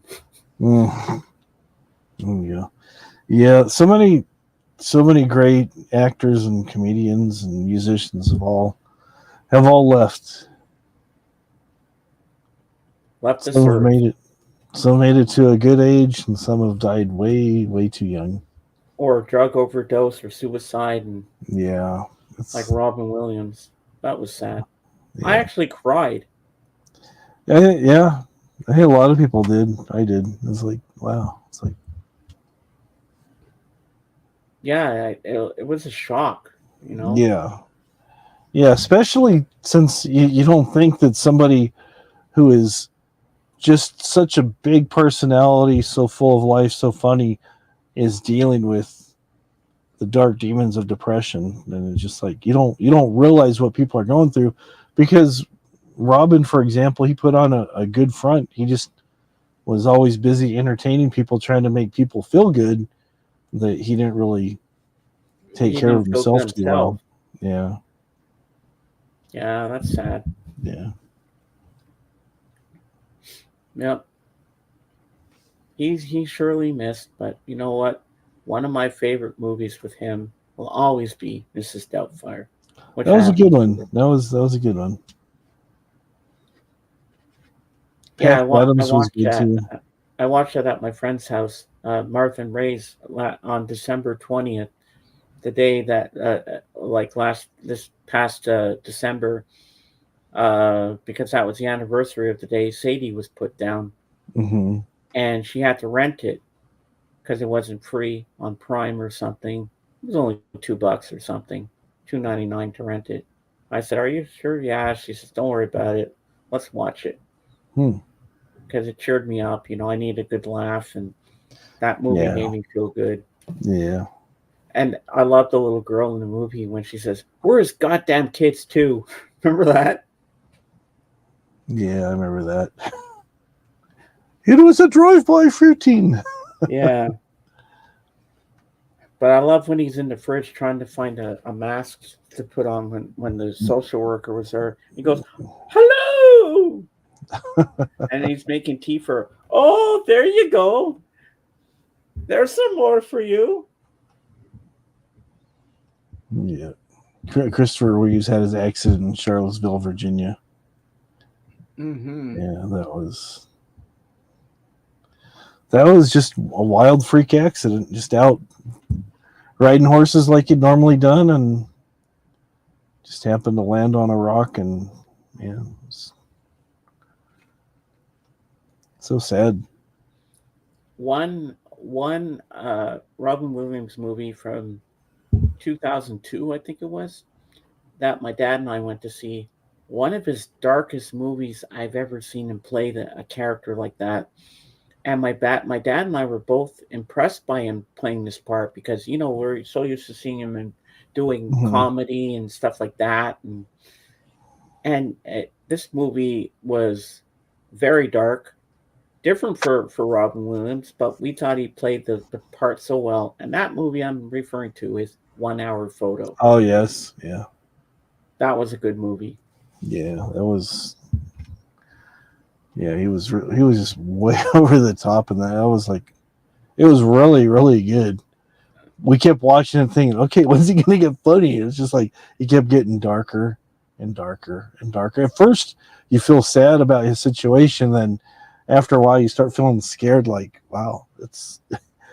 Then you get to wondering how many of the people who are developing pictures could be in a similar situation like that, where they're trying to put themselves into your family and stuff. It's like, Yeah, and he thinks he's part of the family all of a sudden. yeah. Like, my dad and I were not expecting him to play such a weird part like that, but he did it so well. It's like, wow, this is amazing. It's crazy what people do in movies like that. You know, the characters play. Oh yeah. Yeah, he did Another movie I loved him in with Jeff Bridges, The Fisher King. Oh, that was really good too. Yeah, that was more a dramatic movie than a comedy. Yeah, I like that one. And he was good in Dead Post Society. Mm-hmm. When they all stand up, Captain, my Captain. Oh, I love that movie. It's so good. And when he played in Hook, about Peter Pan. Mm-hmm. And I liked him in Moscow on the Hudson. Mm-hmm. And The World According to Garp. Mm-hmm. And Best of Times with what the hell's his name? Oh, help me here. It's been a while since I've seen that. I know who you're talking about, but I can't think of his name right now. What the frig is his name? Oh, come on. It's on the tip of my freaking tongue. Help me here, Trekker. Yeah, Dave's going to look it up because I'm going to go insane here if I don't know what the name is. Oh, Good Will Hunting, yes. And Good Morning Vietnam. Oh, Kurt Russell, yeah. Kurt Russell, yeah, that's it. Mm-hmm. Oh, Flubber, yeah. And he was in Old Dogs with John Travolta, I think.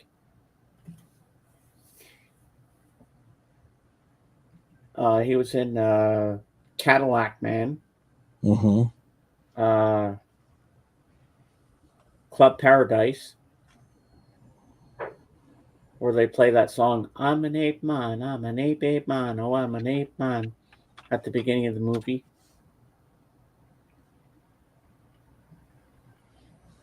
Yeah. And he was in all those comic relief stand-up things with Whoopi Goldberg and Billy Crystal. Mm-hmm. Do you remember that? Yeah. I used to rent them on VHS every year when they'd have a new season of it coming out. I go rent it at the video store and I miss those days. Bicentennial Man. Oh God. Why would he play in that movie? There was a few movies he made that weren't all that great. And he voiced some cartoon characters in movies. Yeah. I loved him as the genie in Aladdin. I think that was one of his best cartoon voiceovers. And he also played a bat in the movie Fern Gully cartoon. Letterman shows, haha, he wouldn't sit down. Really? Yeah, he was romantic.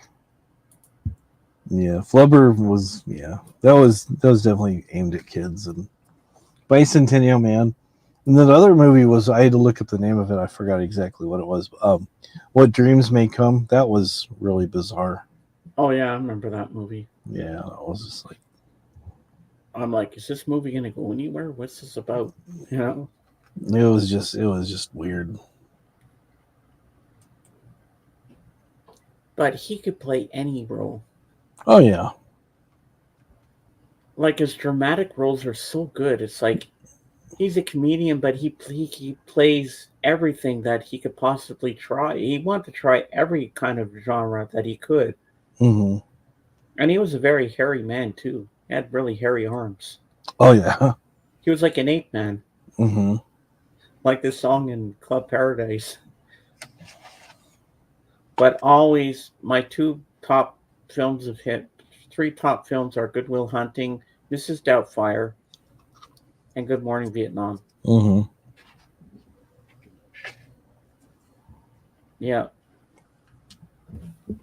What else can we talk about?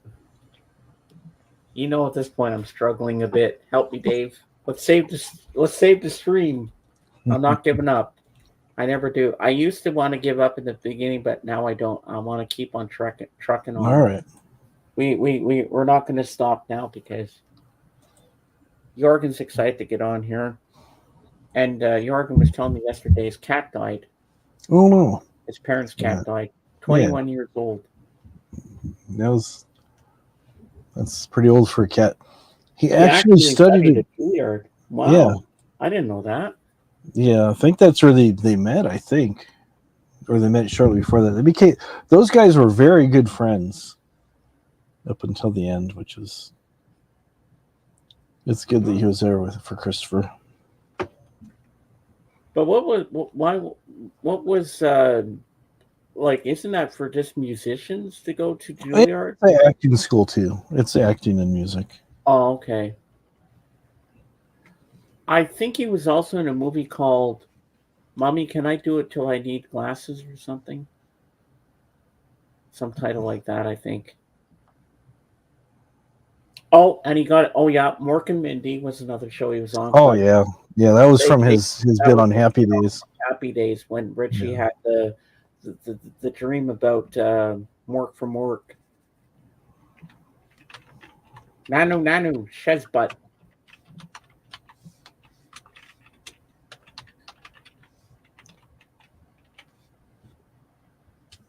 Yeah.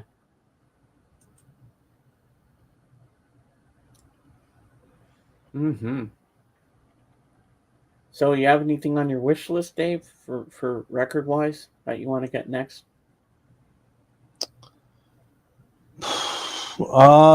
Usually if I'm just out, I'll find something that jogs my memory. I'm just like, I don't really have a list or really focus on that. I got like I said, I got so much stuff going on that just gobbles up my time. So I can imagine. I've got ideas for songs I wanted to just kind of record for my own, and I just haven't had time to set all that stuff up. I haven't really. I've got my acoustic guitar out, but I really haven't got any electrics out and plugged them in and did anything since we've moved. I think I've played 2 records in the last 6 months since we've moved. Wow. That's just how busy things have been. It's just like. Were you in the stream on Friday when Kate and I were talking about how wrong AI is? I think I heard part of it, but it was like super busy. There's just 2 of us at work on that day. Kate and I are very against it because, you know what? We want to see a rock band or a solo artist go into the studio and do it the right way. Don't have some fake shit, We want to hear the real instruments in the songs. We don't want all this garbage. I mean, yes, it was good for what Peter Jackson did to fix up the audio and stuff and Get Back and whatever. But, like, it just ruins songs if you put AI singing. It just doesn't sound right. It just sounds so fake. I mean, I like that they used it for Now and Then to separate John's vocals. You think he was here and now living in this era, but other than that, I don't think AI is going to be good because people are getting too lazy nowadays and doing it that way. I don't like it. Like, do it the old school way. The bands go into the studio, they record their music live in the studio and shit like that, Don't use AI. You're just taking the easy way out. I'll have to send this to you, but I was just showing you. This is what people are doing with AI now. Oh. They have the Beatles singing Oasis. Oh my God. Well, I'll just send that to you rather than. Yeah, I want to see that. That'll probably be funny. Yeah. My nose is itchy. I think they had one. Let me see here. Stop sharing that.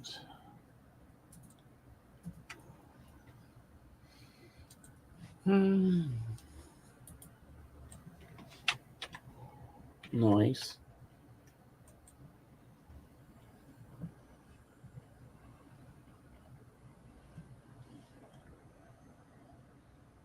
Smells good upstairs. I smell potato leek soup my mom's making. Oh no. What? AI must be stopped. Oh no. Look what I just found here. Oh no, Kevin. It has to stop. It really does. What?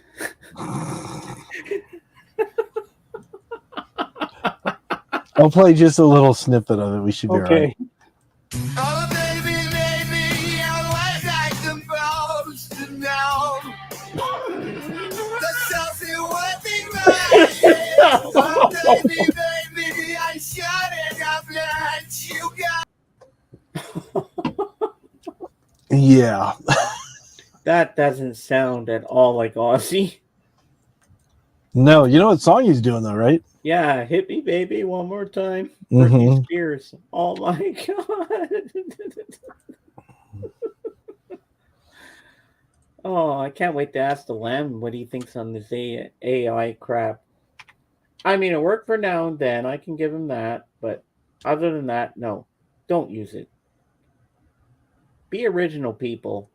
Go in the studio, rock bands and solo artists, and do it right the first time. They're just taking the coward's way out. Don't do it. AI is taking over, and this is just a start. Oh no. Kevin, we have to stop it. We have to stop it. Just like the Grinch who's trying to stop Christmas from coming. But every year, he changes heart because it's. But I love the Grinch. Such a good movie. Such a good story. Like, I like the Grinch cartoon movie. I like the one with Jim Carrey, but the original 1966 Dr. Seuss, narrated by Boris Karloff, that is a classic. That and a Charlie Brown Christmas for me are my two favorite things at Christmas. That speaks Christmas to me. Do you agree? Yeah. And he himself, the Grinch, carved the roast beast. I always love that ending.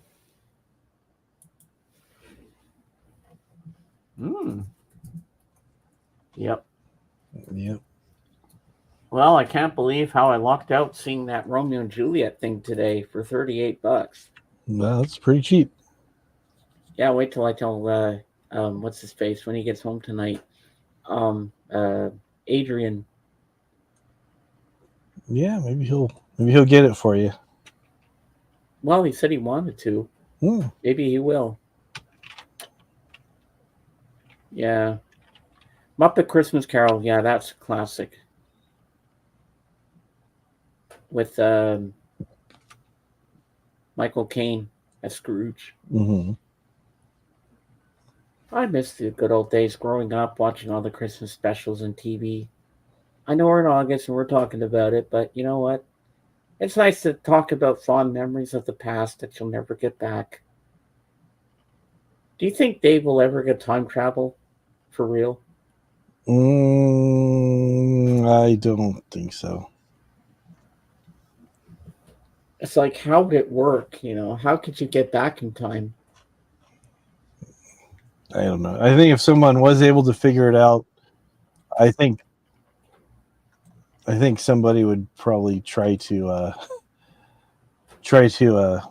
ruin it so it couldn't be used more than a couple times, or they'd use it for nefarious things. Yeah, and then you could step on a butterfly and fuck up history. Yeah, you never know. Yeah, we still don't have. They're working on that, but I don't know. And we don't have moving sidewalks like we were promised in flying cars. Yeah. That might be a reality. You never know. The technology could be done for that, for flying cars and moving sidewalks. Hey, if they have those escalators, they can make a moving sidewalk, couldn't Yeah, yeah. I mean, some places do have they? Like those things conveyor that belts. move like that. Yeah, If they can make conveyor belts to go like that. yeah, yeah. There's airports and stuff that have those, but I'm really, really, really concerned about the whole AI thing, especially with something like this. Isn't it a place you can get to by a boat or a train? Arnold Schwarzenegger. Is far, far away.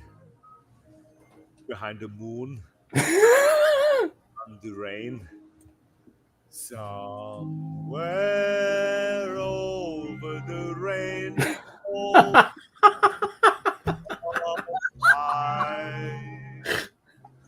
There's a land that I know once in a lullaby.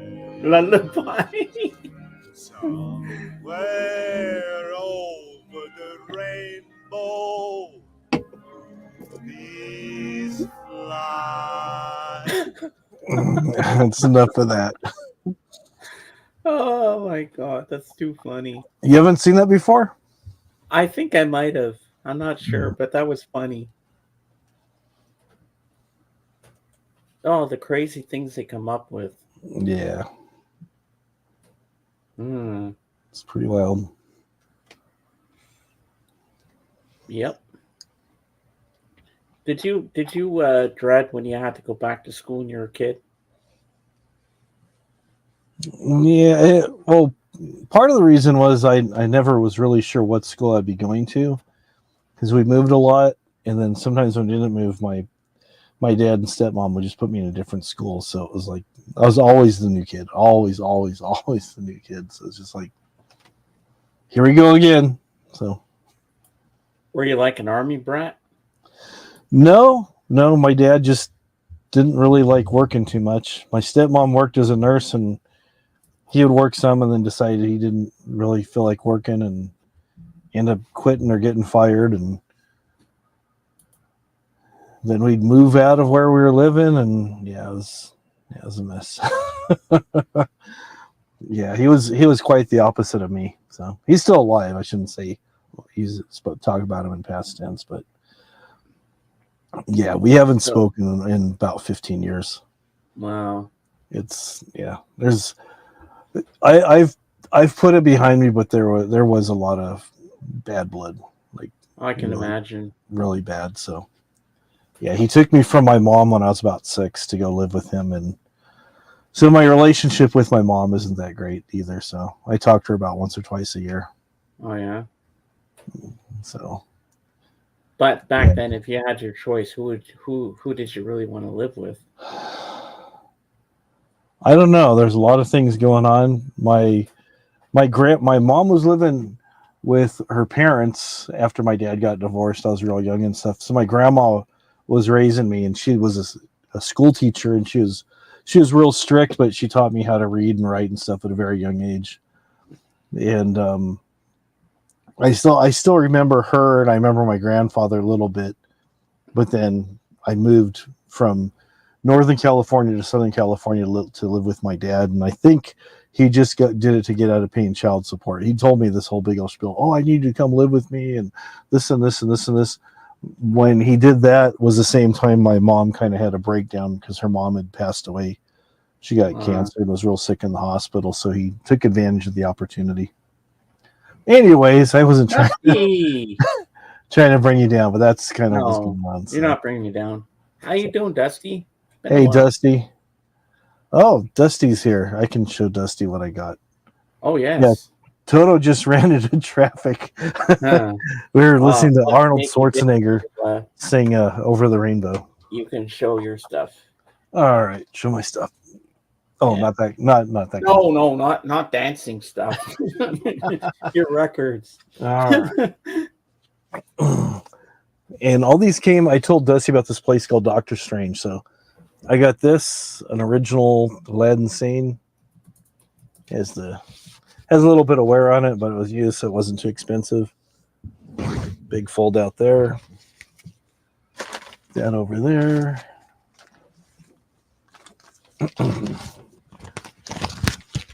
Picked up this. The Damned. Dusty knows who these guys are. Nah. So I'm glad he does, because I don't. And then I grabbed these off the shelf just to show these. But I picked up, we get the related albums here. It's getting blurry. First, I found this, Lords of the New Church. This is a full album. I already have a couple singles. And this is related to this. Because Steve Bader's from the Dead Boys, after doing a couple other projects, went on to do Lords of the New Church. Big song, Method to My Madness. These ones I already had. They do Live For Today, and they do, this one has Method to My Madness, but it's on the other side is Like a Virgin, but it's a different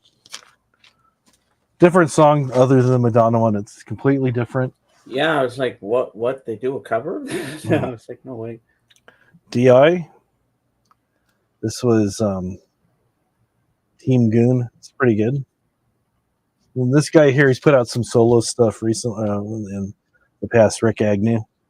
Some of his stuff with the story I almost picked up, but I'm like, I had already spent too much money. This I got for like $5. Doggy Interval. 30 Miles. Yeah, he played drums a lot with Jimi Hendrix. He kind of played drums with him before he went to England and started the Experience, and then later in Band of Gypsies. And then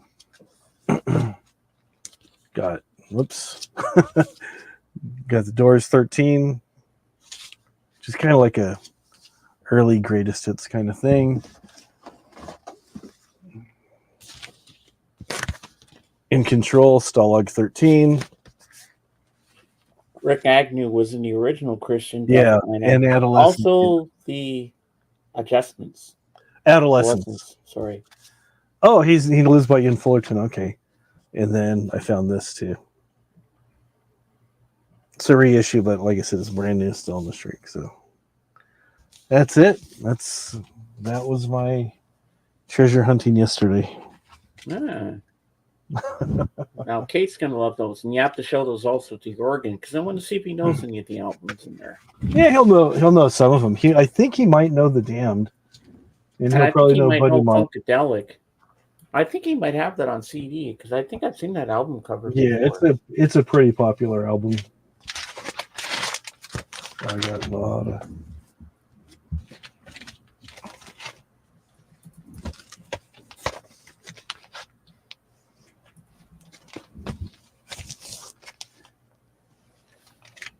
Nice Maggot Brain. I still got to get one of those. Yeah, they had quite a few there.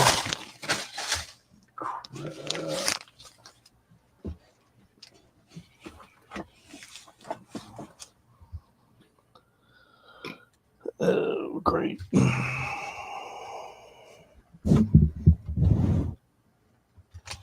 Dave, did you have to mortgage the house to get that Aladdin Sane album? No, the thing is that the place I go, I know the guy, and I mean, I don't know him. I mean, I had some friends that went to school with him and stuff, and he's a really nice guy, easy to get along with. And what he wants to do is he wants people to be able to get the records into their hands, so he keeps them very affordable. Because like the Maggot Brain, that's a reissue. I've seen that one go for quite a bit of money, and that one he was selling brand new for $30. Phantasmagoria. That was a good one too. Yeah, that one I saw in that store once. I haven't seen it again. But as soon as they had the other one, I thought it was their album Anything, which I really want, but it ended up being the black one. You know, I also have their original one too, The Damned, and there's another one I have too. I forget which one I have. I've got a couple of their albums, so. Wow. Yeah, good stuff though, huh? Are you able to talk this guy down in price on records? You don't really need to. Sometimes he'll give you a discount on stuff if you spend a lot of stuff, and so. So But his after prices are super fair. I mean, there's some stuff that I've seen in there. I've seen other people. I've seen some of the records go on like a Patrick auction or another auction for like 80, almost $100, and he has it there used at secondhand. He'll sell it for like $20 or something. That's a good deal. Yeah. So he's super fair. I would feel wrong talking him out of anything. So I mean, talking him, trying to go cheap on him, and he'll also special order stuff if you're looking for something.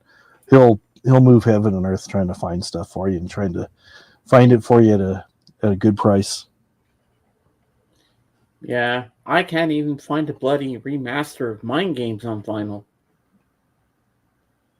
Yeah. Or even a plastic ono band. You or Dave or who George, anybody else, you always find the shit I can't find around here. I mean, when Backstreet Records, they didn't have much on the Beatles, very much, or John Lennon for that matter. So I was kind of disappointed in that thing, but I still got some good shit there. But I maybe have to go to another record store that might make me more lucky to find the stuff I'm looking for. I saw an interview he did in the store with Rick Agnew and Gatan Damone from Christian Death when Raz Williams released his art book. Oh, okay. Cool, Dusty. Yeah. Yeah, pretty cool. Yeah, And Dusty, if you want to come up on camera with us, you're more than welcome to. Just say the word and we'll bring you up. Yeah, I'll throw the link in there. Yeah. Even though I don't know much about the person tonight, I'm still excited to be on the panel tonight with Royce. Yeah, I believe you'll learn a lot tonight. I believe you'll be amazed. You go, wow, that guy was responsible for the careers of this person, this person, this person, this person. I'm going to learn something tonight, I'm sure. Yeah, I'm sure you will. I'm glad I went last Monday, and I'm going to keep going. Yeah. Because I'm learning something. I do have a good knowledge of music. And I may not know certain things, but I know other things, That's why Sirius XM is my gateway to music. Not just my records or what I have here, because that way I can learn about different songs and bands and stuff and go, I just heard about this. And on Wednesday night, on the Fab Forum, their guest was Chris Stein of Blondie. Oh, okay, yeah. And he talked about the band's early days, but he didn't talk about CBGBs, which I was hoping he would. And he and Deborah Harry were actually at the 1969 Woodstock, but they didn't meet then. But yeah, I was very impressed, and he's got a biography out, which I wouldn't mind reading. Yeah. Then they broke up in '82 after their last album, The Hunter. Then they got back together. They're off and on. And now they're still together. It's like you break up. They're like the Rolling Stones. They never stop. I would, but I'm about to go swimming after a bit. Maybe next time. You're always welcome, Dusty. You know that. All right. And Dusty, where's your lovely Lisa? Where's lovely Lisa Meter Maid today? Where is she today? Yeah, I was hoping Lisa would pop in and say hey. Yeah. You're always welcome here, no matter what.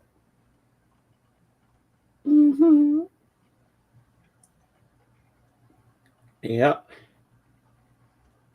I was going to say something. Now I forget.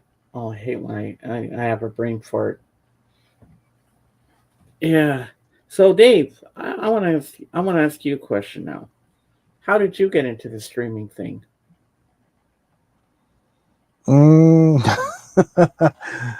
I just saw other people doing it, and I go, "Oh, I can do that." So we were watching some of the their reaction channels and stuff. And I told Jen, oh, I could. They got a channel on YouTube doing that. I could do something like that. So we started doing something like that. So yeah. Nice. Roger Gray. Hello, Roger. Welcome in. Roger. James Jerry Garcia was born on August 1st and died on August 9th.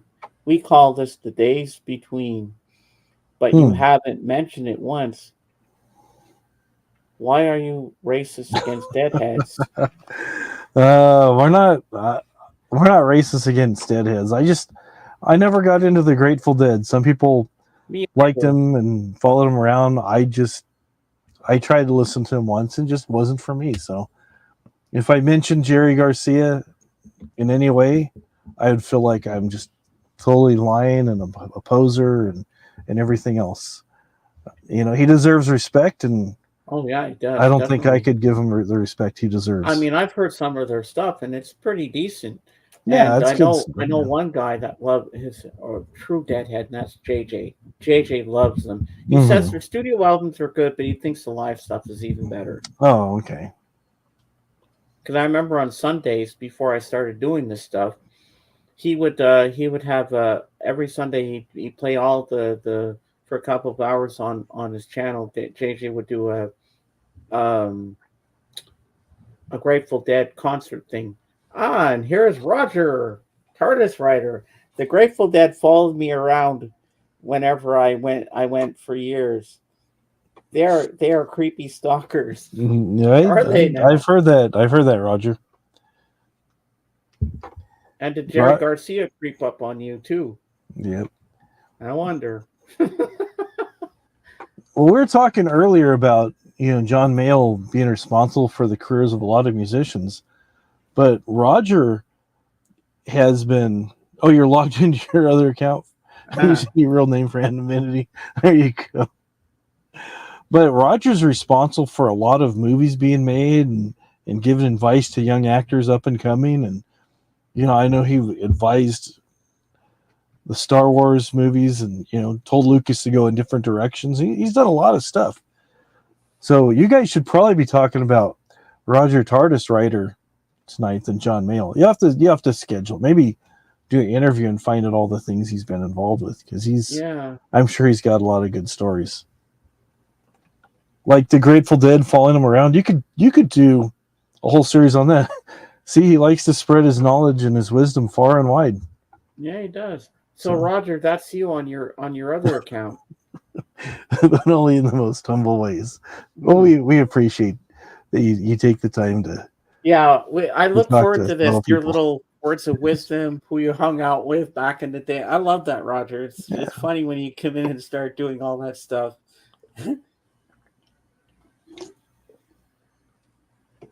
I wonder who our first guest will be. Will it be Kate or will it be Oregon? There's never any telling. Well, it's always up to guesswork. Yeah. It's still fun either way. Yeah, when they show up, they show up. So yeah, we're doing good. Yeah, we're doing good. We have slow days. We have better days. But you know what? Yeah. This is still a good stream. I'm still enjoying it. Yeah. But only in the most humble ways. Yes. So, Roger, that's your other account, Roger Gray. I was wondering who that was. I thought it was someone I'd never seen before, but now that I know it's you. I never put two and two together when I saw TARDIS writer pop up. And I said, okay, that must be you. I thought you had a doppelganger or something. Because I was going to say, Roger, meet the other Roger. But it was you. Yeah, and sometimes I've seen where people will clone other people's accounts and stuff. So I was like, hey, wait a minute. Hey, I know this guy. Yeah, that's my anonymous account. Yeah. Oh, okay. There you go. That's good. It's good to know. Uh-huh. Yeah. Yep. Oh, I always love Roger. Oh, yeah. He's fun to have. He's always been a good guy. Mm-hmm. So, Roger, have you bought anything recently? Any good albums? Yeah, the only problem is if I do visit you one day, Dave, how am I and we go record shopping, how am I gonna get my records home? You're gonna have to mail them out for me or something. Yeah, it'd probably be easier to mail them to Kate than have Kate sort through them and decide what she wants to keep and then mail on the rest. Oh no, That'll that's that'll not save happening, on Dave. that'll save on postage. You love to stir the pot, don't you? We'll figure it. We'll figure something out. Yeah, because I can't afford everything, Yeah. But we'll have fun. I'll probably find all the stuff I'm looking for, and then some. And you have to take me to the Whiskey at Go Go. All right, Kevin. See you later, Kevin. Thanks for Have stopping a good by. week yourself. All right. Gotta go split for a while. I'll check in on you later. Gotta run to the weed store. Okay. All right, no worries. Have a good time. Don't get arrested on the way there. Yeah, and I definitely have to go to the Whiskey at Go Go. And I gotta stand on that stage where Jim Morrison stood. Welcome back. Oh, before you show anything, Dave, can you show those records again? I want to see what Christopher's going to say. All right. All right, Christopher. Dave's got some records. Let's see if you think they're from the toilet store or if you agree that you like them. All right, I'll make you big. He might say they're from the toilet store, but whatever. To each their. I know he likes David Bowie, so you'll probably. All right, like I'll start off with that one first. Original of Aladdin Sane. Mm. And I always got to hold it here because the record will fall out, but it has the gatefold. And then, which is this? I just put these just up here. The Damned.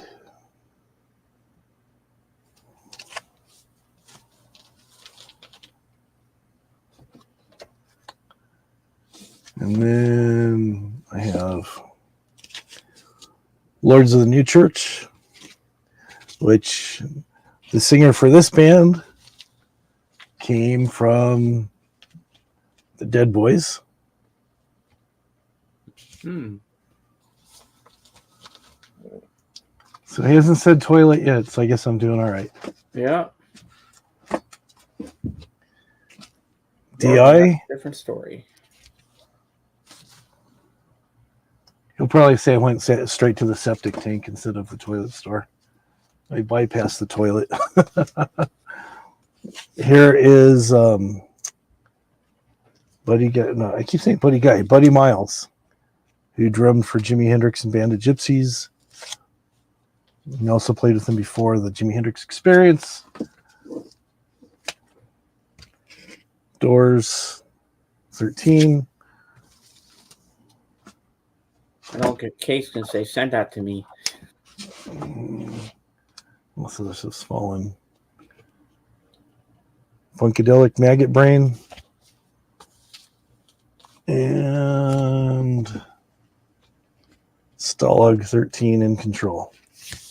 Punk band out of California. And that's it.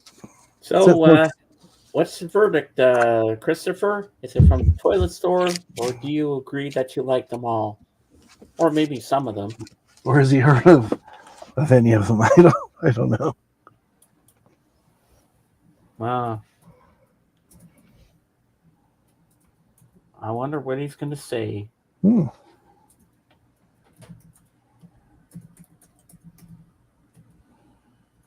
We'll see what happens, people.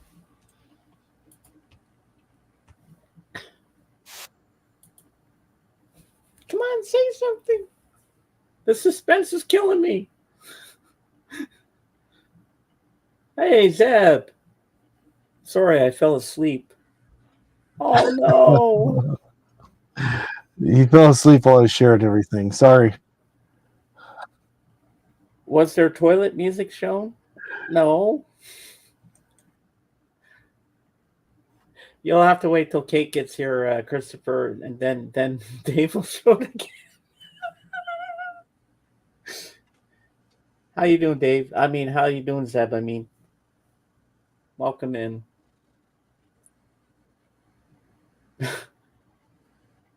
You fell asleep.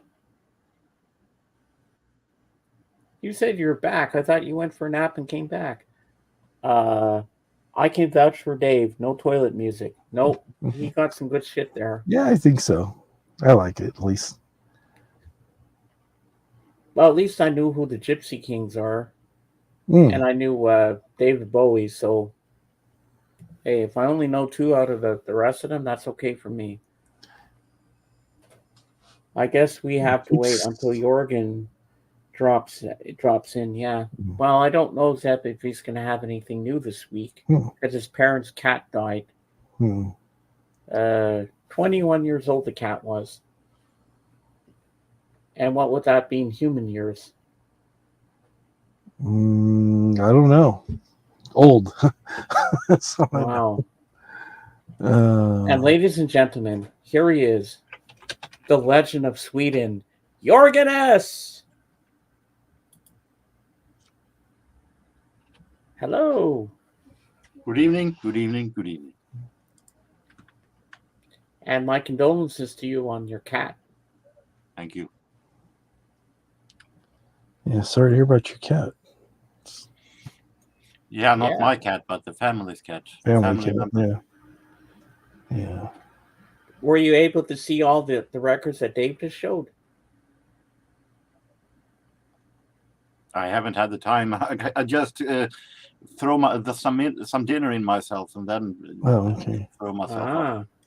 Yeah, something online says 21 years for a cat's like about equivalent to mid-90s for a human. So that was a nice long life. She was castrated also, so I think that made her older also. Normally, the cats that are castrated lives longer. So, Jenny, if you see a friend request from a lady called Patricia McCambridge, that'll be my mom. And then you can swap recipes. I think she'd like that. I think you two will be good friends. I think she'll enjoy that. And she likes to text with people and talk to them. I think so. It'll be good for her. And Jenny's sweet. And I like talking to Jenny. And when I feel down, I talk to Jenny, and Jenny always makes me smile. Yeah. So, Jorgen, Dave got some new records, and I think one of them you might have on CD. So I'm going to make Dave big, and he's going to show them again a couple of times. Then I'll show them for Kate, because I want Kate to see them as well. So let's see if you know these albums, or if you know about them. Oh, move this out of the way. Okay. Well, I was supposed to show him this first, which I'm sure he probably has. This is a 78 by Duke Ellington. Came out in 1943. We figured out. It's called "The Girl in My Dreams Tries to Look Like You." I'm sure he probably has it. I have very bad knowledge about which 78s I have, but I don't think I haven't all that much 78 by Ellington. Oh, you're welcome, Jenny. Yeah, I just have 10 78s. Let me move this out of the way. Just making a mess here. Okay. All right, let's do this again. Let's see. Starting with, I'll just those ones I already had. I just got those out to show Kate later. But right off the bat, I have David Bowie, Aladdin Sane. Now stay awake this time, Christopher. There's a fold out. It's kind of has some Ringhorn stuff. I got a good deal on it, but the record's in really good shape. So. He switched. Now I have. All right. And then this is a punk band out of the UK, been around for years. The Damned. They're punk, then went kind of gothic and did some other. I heard of them, yes. Yeah. Been around for a while. Is that a crazy guy or just Aladdin Sane? There you go. Ooh, what's behind the curtain? And then this is a band called Lords of the New Church. It came out in 1985. Yes, I heard of them too. They're from Australia, if I'm not wrong. And then they came from this group here, the Dead Boys. Okay. The singer had a couple other projects, and then he did kind of like a super group. And Oh, Christopher says One's a David new Bowie is my hero. oh, good, good, okay. He likes it. This is DI, another punk band in California. This is Buddy Miles. He played drums with Jimi Hendrix, Okay. Experience, and later in Band of Gypsies, and he's played with a few other people too. And the interesting question is, does he see anything with that microphone puff on the head? It helps. Dad says we want toilet music. Save us, Jorgen. Okay, then I've got the Doors. This is kind of like a official greatest hits before they put out the bootleg greatest hits. So nice. Buddy Miles is a groovy ass drummer. Yeah, he's a really good drummer. This is another punk band out of Southern California, Stalag 13. And the last one I picked up yesterday was Funkadelic's Maggot Brain. Yeah, this is a reissue, but it's really good. Do you have that Funkadelic one, Jorgen? Nope. I thought you did, because I've seen that before, but what? Doors are fantastic. Oh, Christopher likes. Yay! So far, I've got thumbs up for David Bowie, Buddy Miles being a groovy drummer, and the Doors are fantastic. So, great records, Big Chief. Oh, he loves it. That's good. Stalag, yeah, I heard that's Swedish for Steel Team, yeah. But Stalag I'm guessing 13, that Jorgen doesn't have anything to show today, does he? Very few things, though. Extremely few things. Now, let's see where it goes with the organ this time. But, Is it going to be different for Christopher? A yay or a nay? This is I have 3 CD singles that I found. This is a British artist called Harriet. I had an album by her before, but it was so-so. But I gave her a new chance with this EP, Woman to Man. It's a kind of a dance pop house style. She hasn't made up her mind yet, so to say. This is Beautiful South. This is Paul Heaton from the vocalist in the House Martins and his band that he had. And Paul Heaton has released a solo album just recently. Swedish Eurodance artist E-Type. So this is Swedish dance music. Nice. And I found a DVD. Pet Shop Boys live album Cubism in Concert from 2006. Oh, nice. For $1. A live DVD with Pet Shop Boys for $1 is never wrong. Oh, yeah. That's all. Very nice. Very nice. All right, Christopher, what's the verdict? Toilet store or good stuff? You really need to ask. You know we love it. Toilet score 9.8 out of 10. Good job, Jorgen. Well, Zeb likes it, so E-Type is the Lord of Viking Disco. P.S. I love cats. D.S. Sorry to hear about your cat. Thank you. Christopher, I would give you 10 out of 10 if it hasn't been for that you said that David Bowie was your hero. That lowered your score a bit.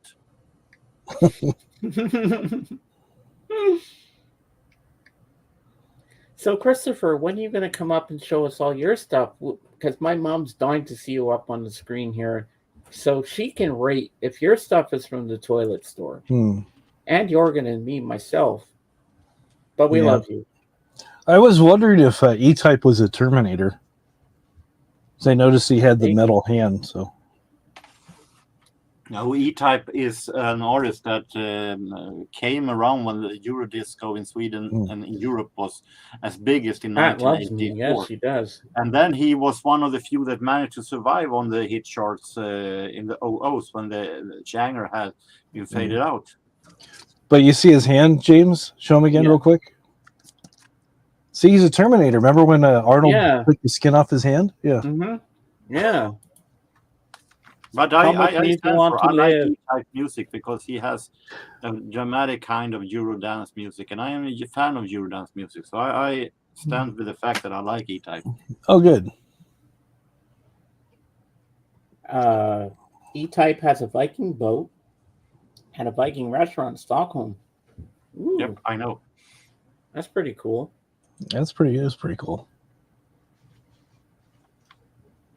Excuse me for one moment. I just gotta go see my mom to tell her to get back in the chat so she can say hi to Christopher. 'Cause he said Pat loves me. Well, I'm gonna go get her. Holy shit! Well, yeah, there would be a lot of kids at the pool today. It's hot. Well, not here. Yeah.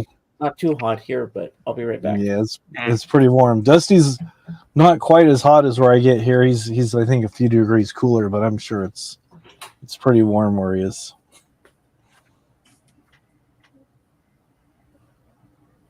Oh, I like that. My sister gave it in Christmas presents about 10 years ago. Hey, Kate. Okay, not going on camera, but you're here. Okay, that's fine.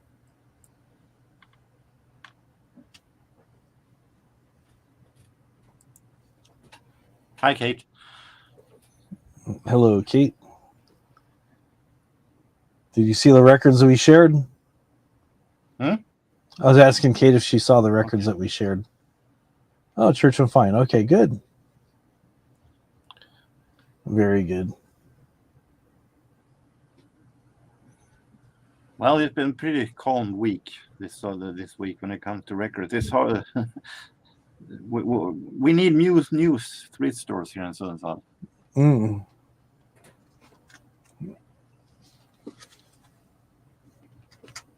Yeah, I was told to show this to Kate.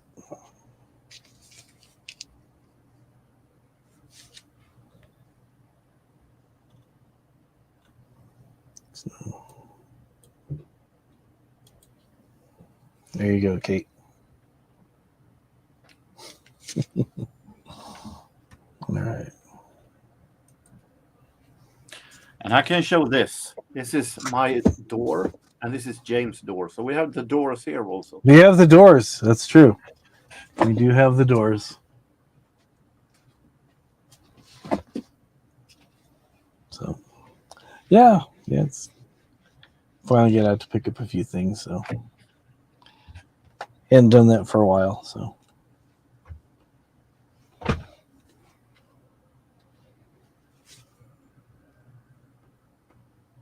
Oh, it is a blanket there. I thought it was just a computer. Computer. oh no, it's a backdrop. It's a backdrop. I thought I heard some. That got me. I always thought all the time that it was a computer background. No, it's a backdrop, and it's moving right here because I have the ceiling fan and the air conditioning vents on that side, and like kind of gets it moving. So I divided part of our spare room here. We still have stuff from when we moved in boxes and storage, so I kind of have it behind the curtain. So there we go.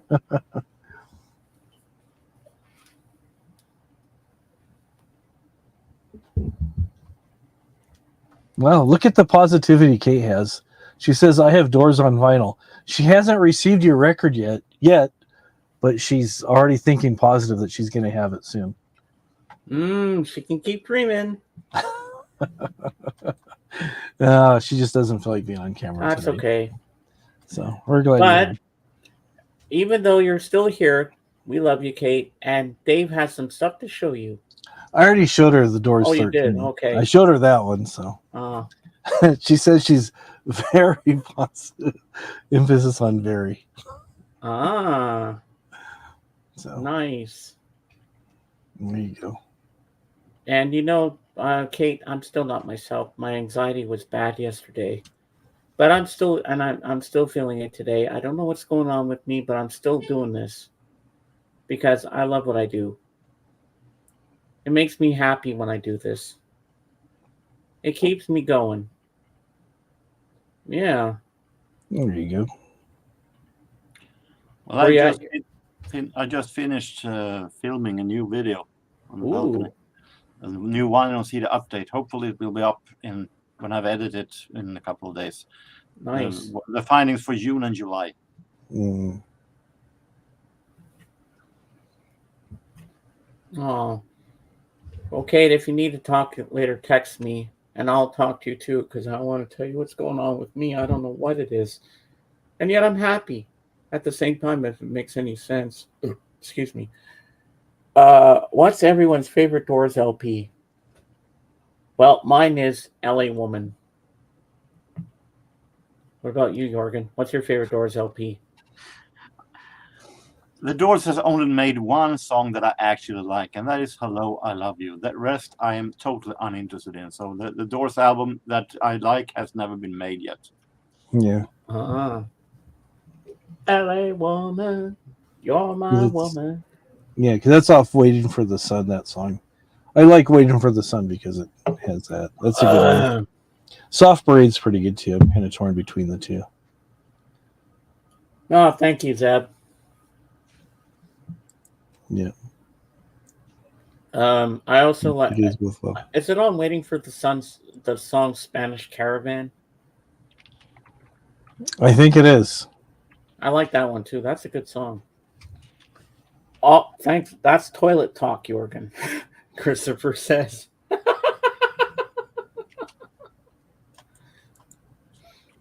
I saw that coming a mile away. And I wrote a comment. Doors' debut is probably my favorite.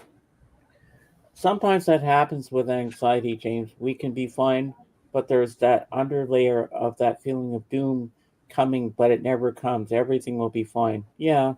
Yeah. You'll be fine, James. But Kate, the best version of Break On Through to the Other Side studio version is when it says, she gets high, she gets high. I'm the Lizard King. I can do anything. That's from the song Not to Touch the Earth. Oh, look where Dave is, Christopher. And my mom says hello to you, Christopher. He's in your home. That's your home. Well, I thought we should have the proper setting since we're having toilet talk. Yeah. Hmm. So tonight, Kate, on the subject for Royce in the House is John Mayall. Why a subject for one YouTuber? No, not Joe Mayo. John Mayall, who was a very prominent English blues figure in the 60s. John Mayall. The way he pronounced it, it did sound. I'm like, wait a minute. It did sound like I said Joe. I was thinking, what has he done now that he needed an entire program for himself? What controversy is surrounding? No. John Mayall. Yeah.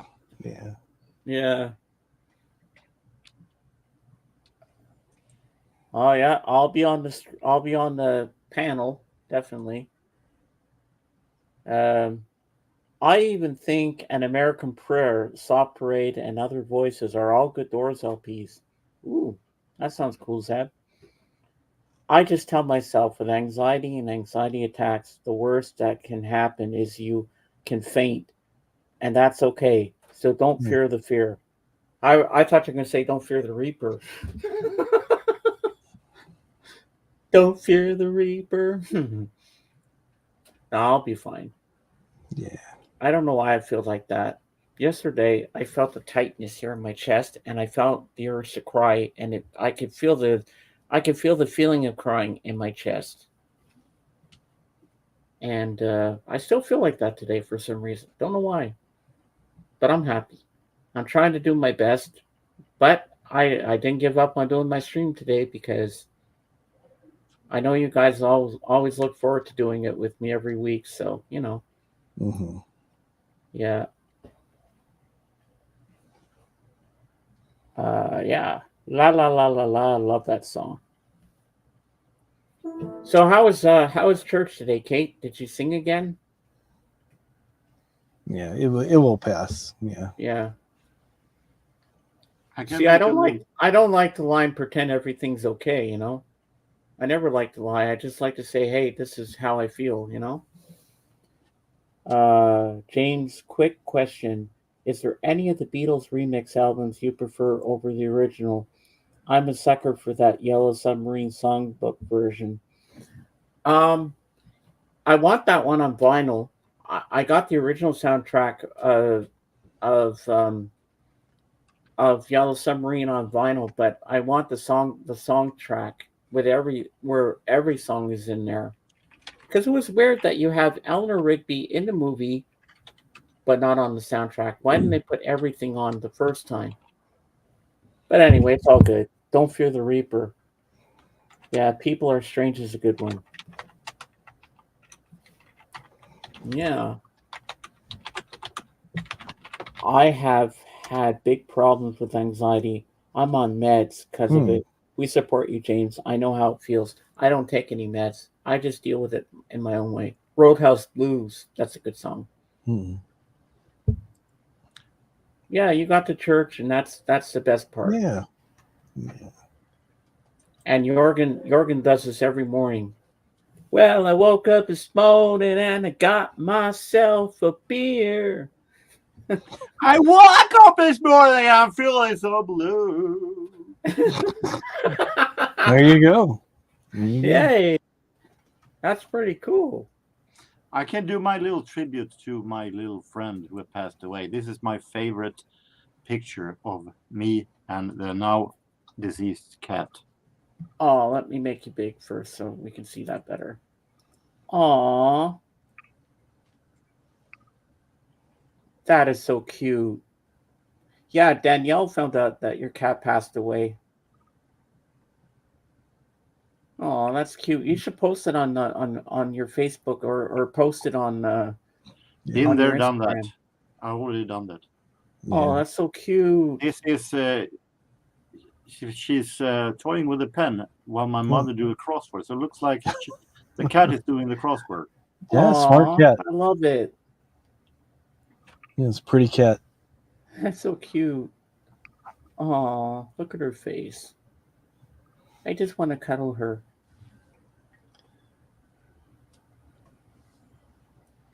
My mom and the cat. Aw.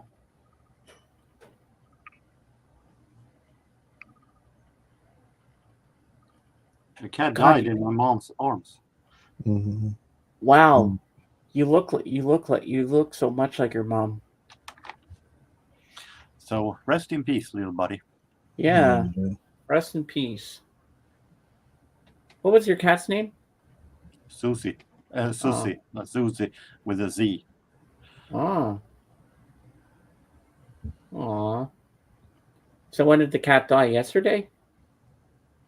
Yesterday or Friday evening. I haven't got it.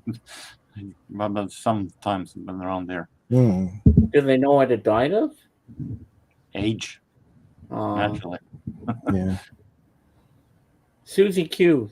That's another good song. If you're 21 years old, you die of age. When you're a cat. Yeah.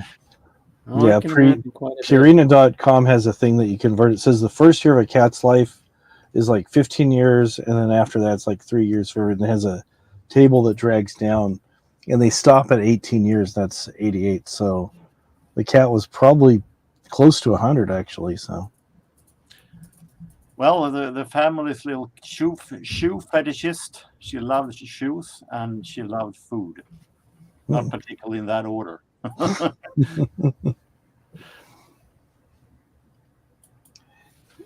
Yeah, that's one of the things that cats have issues with is their kidneys start shutting down.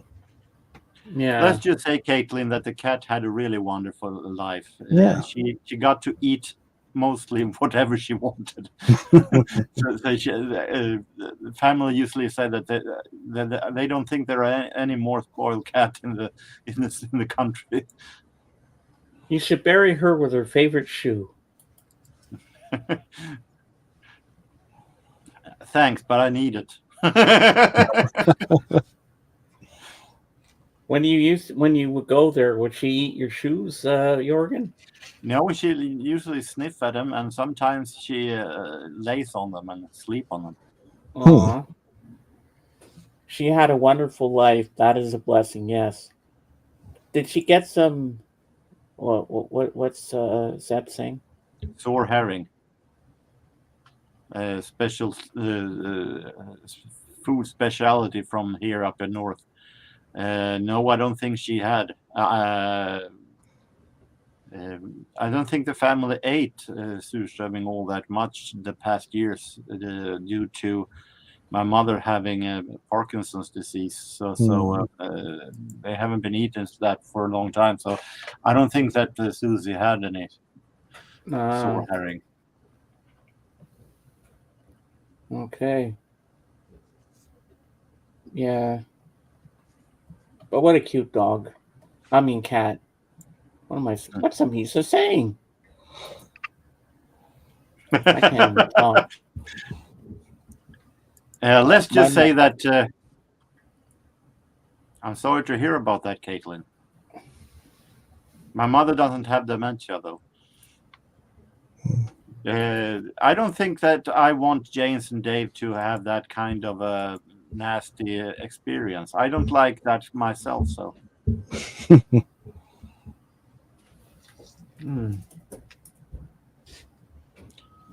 Surströmming is from Sweden, actually, from mostly from north part of Sweden. Okay. Yeah. But if I'm not wrong, Parkinson's disease, those who have Parkinson's also can develop dementia.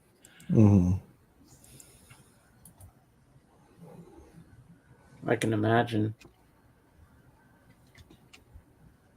So is there anything special going on in Sweden and in August, Jorgen? Olympics? Have you been following the Olympics? No. No? Not a bit. I know I should follow the athletics, but I don't have patience to sit and watch, especially not. Me either. Especially I used not to. when it's shown on a Donald Duck channel like Channel 5.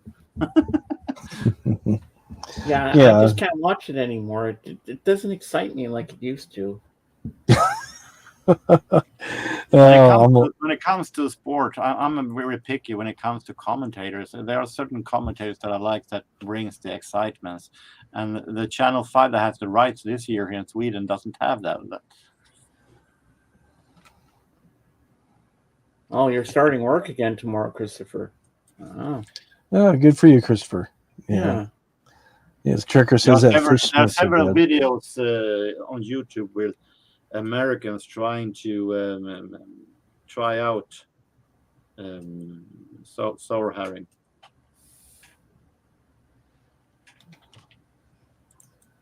Well, it was the right decision that Steven Tyler made. You know, you can't do it anymore. Don't hurt yourself. I don't know what happened. His voice is not good anymore. He lost his voice. Oh,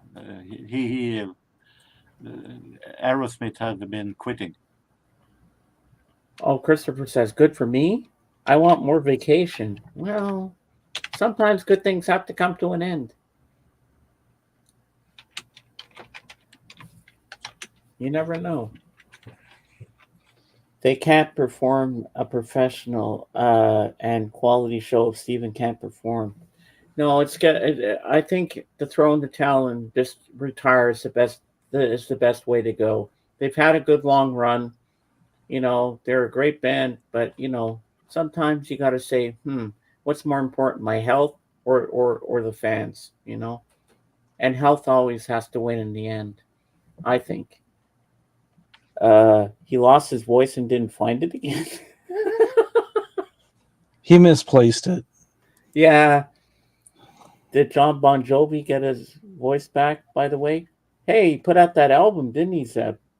John Bon Jovi did, yeah. That he got out an album is not a proof that he got his voice back. He could do it anyway if he wanted to. Yeah. But it's not all that bad with his voice. Sounds pretty normal. Mm-hmm. From my judgment of the living proof, anyway. I need to get back to work soon. I'm going to join the Hunger Games. May the odds be ever in your favor. So he's living on a prayer now? I guess so, Zeb. I don't know. But right now he's in Paris with his son. Well, that's what Kate told me.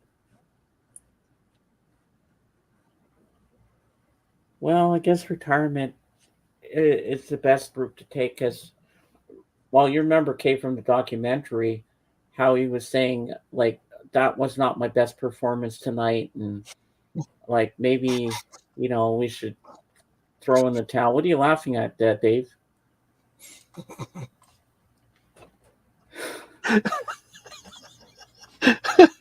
Hang on. I was looking up the surströmming. I guess that's how you pronounce it. And I was trying to find a video, and I found this guy here.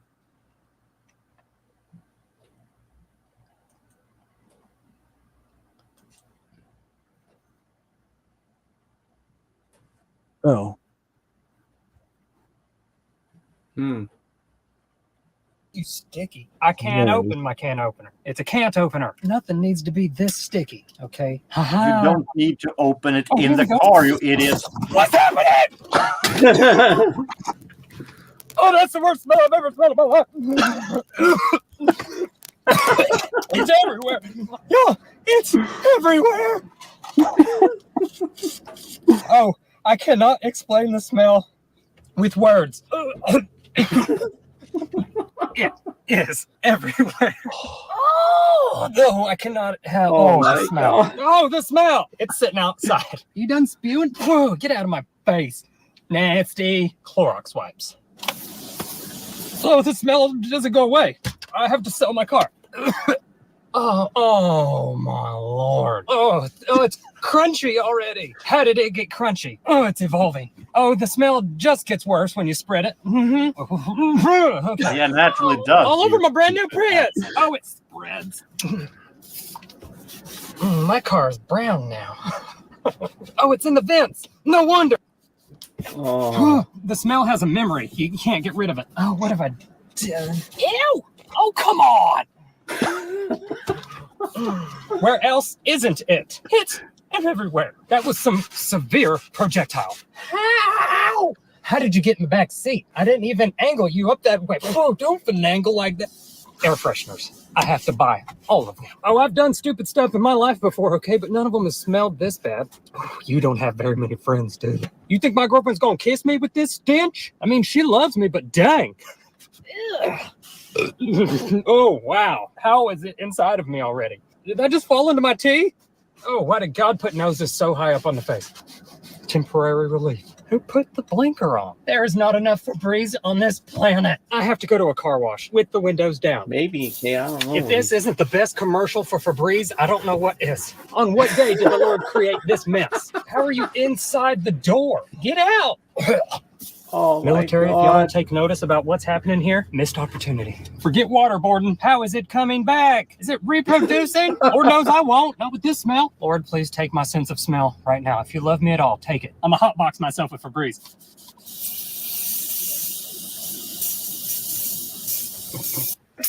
Oh, there it goes again. Oh, No, babe, no. Get out of here. ow! For better or worse. Gosh. This is the worst. Did you hear it hiss at you when I came in? Get out of here. I'm so sorry, Dumpster. Lasts for 6 to 8 weeks. You're going to have to work a little harder than that. Oh my God. Let's just say that there's a reason why most Swedes who eat surströmming opens the can. Even those who can stand and likes the smell, open the can outside or on the balcony, not inside of a car, you stupid idiot. Well, when the video first started, I didn't show the very beginning because he was talking like quite a bit. You could tell the top of it was like bulging as if it was ready just to explode. And as soon as it opened a little bit, like. That is a proof also that the it has been standing so the date has expired, and that the herring is even so old that it smells even more worse. So that means that it was actually too old. Mm. and even more stupid to open the can at all at that point. I don't eat it myself. I can stand the smell. I'm used to it, but I don't eat fish all that much. So why is the reason why I would eat raw fish? So I'm not interested in surströmming. But if the can is bigger than usual, don't open it. Throw it away. The date has expired. Kate, no. I don't think I'm going to try it. James will try it on Kate's stream? No, I will not. 99% of people choke when they open the can. Wow. I think we're It's more that than bad, huh, 1% Zeb? in Sweden. God damn it. Wow, that really must be disgusting. How often do you eat that stuff, Jorgen? Me myself, as I said, I don't eat it at all. But Swedes eat it once a year normally. We have a special day for it. The week after people eat lobsters.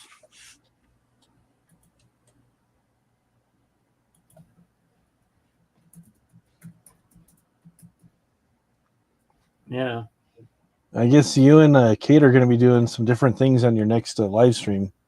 Are we? Be sampling. According to Zeb, you're going to be sampling Vegemite. Well, according to Star Trekker, and Zeb thinks Caitlin should try the surströmming. I don't think I'm going to eat Vegemite. I heard that stuff is garbage. Ugh. I'll just spew it across the room. I ain't touching that stuff. No, thank you. I think surströmming has been nominated to one of the worst smelling foods, aside from maybe dragon fruit. I would rather get my hips replaced. I don't blame you there, Kate. I'm not going to eat something that's going to repeat on me.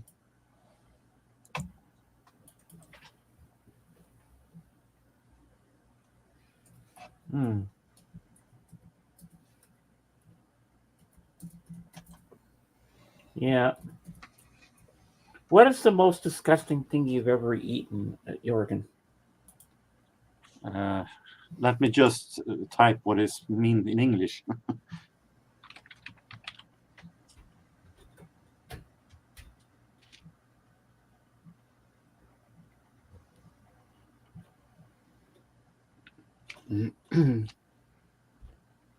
Balut is baby duck embryo with hair beak.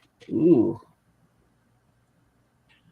I don't know if this make any sense. It's obviously called root moss in Swedish. It is like mashed potatoes, but with roots instead. Oh, okay. And I think it smells disgusting. I think it tastes disgusting. That and pork sausage. That makes my stomach go up before it comes down in the stomach.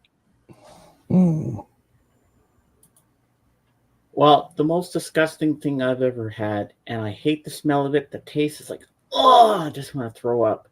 Liver. Yeah, I don't like that either. Liver's pretty bad. Oh, the smell, the taste is like, oh. Like, how could people eat that? My sister loves it. My dad loved it. It's like, oh, that's disgusting. I can't eat that stuff. Ugh. I haven't eaten it since I moved away from home. And clams, I can't do clams. Oh, I love clams and oysters. Have you had them in the shell? The oysters? Yeah, or the you clams. slide them down your throat. I love that. Oh, They're yummy. It's like fishy snot. It's like Not really. It's delicious. You put some little sauce on the things, and they're fantastic. have And it. Jorgen, the movie I saw the other day, Deadpool and Wolverine, was so funny. Oh my god, I had a great time at the movie. And now our seats in the movie theater, you press a button, you can recline like you're at home. Hmm. And I asked for a large Coke, but they ran out of the large cups, so they only charged the girl only charged me for a large Coke, but she says I'll give you two small Cokes. So when I finished one, I went to the other one. I had two cup holders going between me. I still think she should have taken the popcorn bucket and used that as an extra large soda for you. Do you know how bad that would have been? I would be peeing my pants. You probably wouldn't have been able to stream today. You'd probably still be peeing. Maybe. So no, I wouldn't do that to myself. Who plays Wolverine these days? Isn't Hugh Jackson still? Yeah, still Hugh Jackman. Yeah. I thought he would go. I thought he was going to quit doing a Wolverine. Nope. Now there's. I heard that there's going to be more Wolverine movies. Okay, he changed his mind. Yeah, I guess they offered him more money and that made him change his mind. Would you do it for this? No. Would you do it for this much? No. Would you do it for this much? Yeah, okay. Well, nobody can play him but him. Yeah. You know, because Hugh Jackman's good as Wolverine. Mm-hmm. I only seen him in the three first X-Men movies, and that was before I started to say that I would never see another superhero movie again. But this one was really good. I'll be right back. I just gotta ask my mom how much time I put the mac and cheese in the microwave for. Okay. At least I know how to use the microwave. I'll be right back. 25 minutes and 30 seconds. No, just not that long. Not that long. I would say maybe 2 minutes. I'll burn the house down. 2 minutes and maybe stir it up and maybe give another minute, but double check with your mom. I'll go ask her what she thinks. Hold on, I'll be right back. All right. Yeah.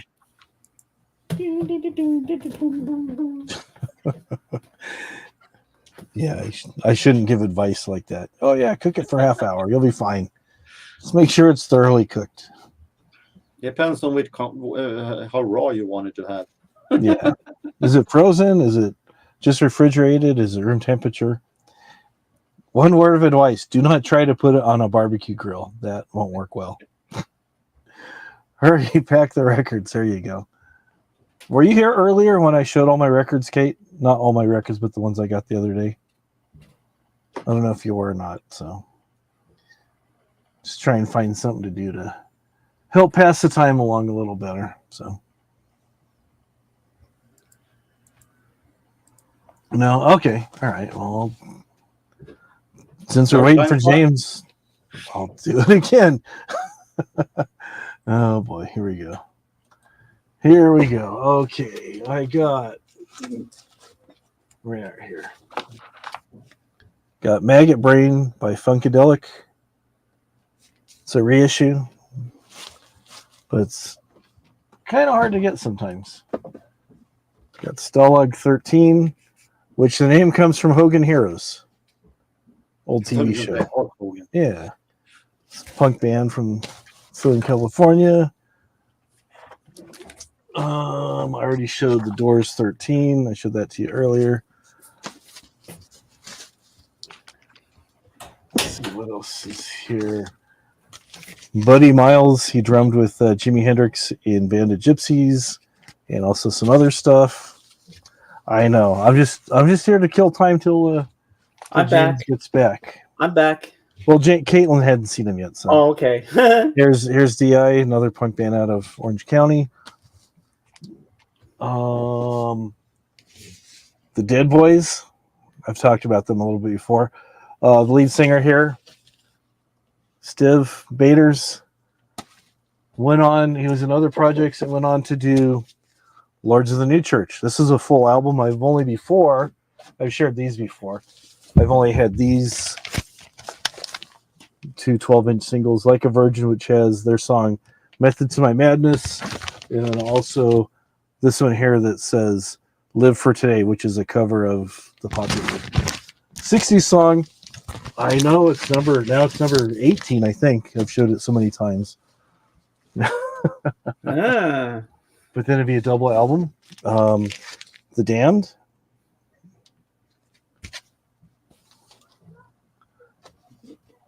and then original Aladdin scene. Oh, that one I want to have one day. This is good. So that's it. Yeah, it was fun. It was fun. Yeah. So, Dave, you're absolutely right. What you said, my mom said the same thing. 2 minutes. Oh, okay. Okay. She didn't say half hour? No. Oh, I thought when you said your mom says absolutely right, I thought she meant that when I said Caitlin's getting your records. So you hear that, Caitlin? His mom says I'm absolutely right about you getting his records. So no. Kate, I actually thought when he showed the David Bowie album, you're going to go, gimme, gimme, gimme. I want it. That's mine. No, gimme, gimme, gimme is ABBA. Yeah. Gimme, gimme, gimme a man after midnight. There you go. Yeah, that's pretty cool. Yeah, it's got a little bit of a selection going on there. A little bit of. And I know something that Dave really wants, and he's chomping at the bit to get this album. Yoko Ono? Lemon Boy. Oh, there you go. Yeah, I missed my opportunity for that. So. Yeah, Lemon Boy. Yeah, you're welcome. But that was funny how HK was able to sell the Lemon Boy on his auction. Yeah, that was amazing. Somebody goes, "Yeah, I'll take that," and it's like somebody bit the bullet. I'm like, "Whoa, okay." You never know what you're gonna get. Like I said, I think I packed it away already. I did a blind buy. I just thought it was a weird looking cover, and it was $2, and I'm like, okay. And it was a record from 1971 Jefferson Airplane. Hmm. Well, didn't it say the type the it doesn't have the band name on there anywhere. It just, let me grab it real quick. I know where it is.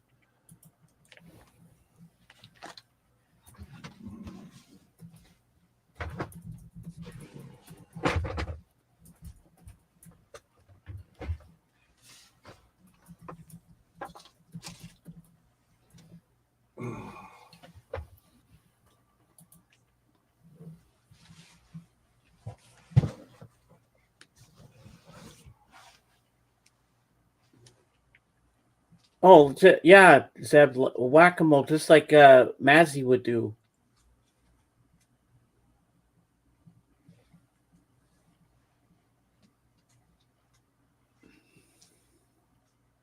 Jorgen, do a whack-a-mole.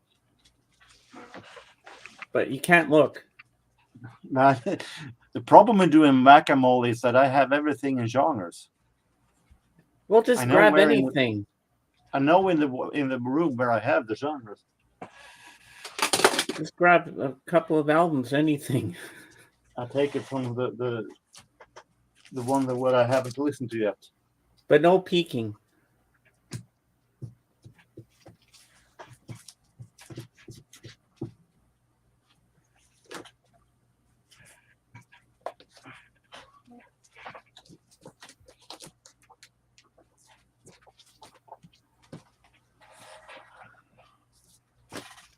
Ah.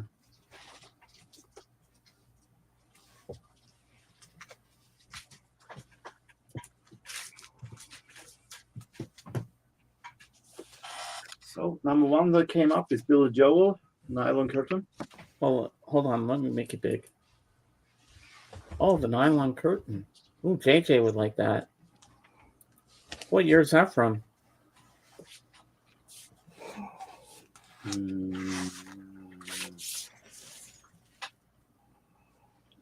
82. I don't think I've heard of that one. What's the hit off that album? Oh, it's too small. I can't see. Allentown. Yeah, I know that. Laura, Pressure, Goodnight Saigon. Yeah. Okay. Where's the orchestra? I don't know. Second that came up was Curious to Kill the Cat, Get Ahead. Ah, cool. Curious to Kill the Cat, British Ace.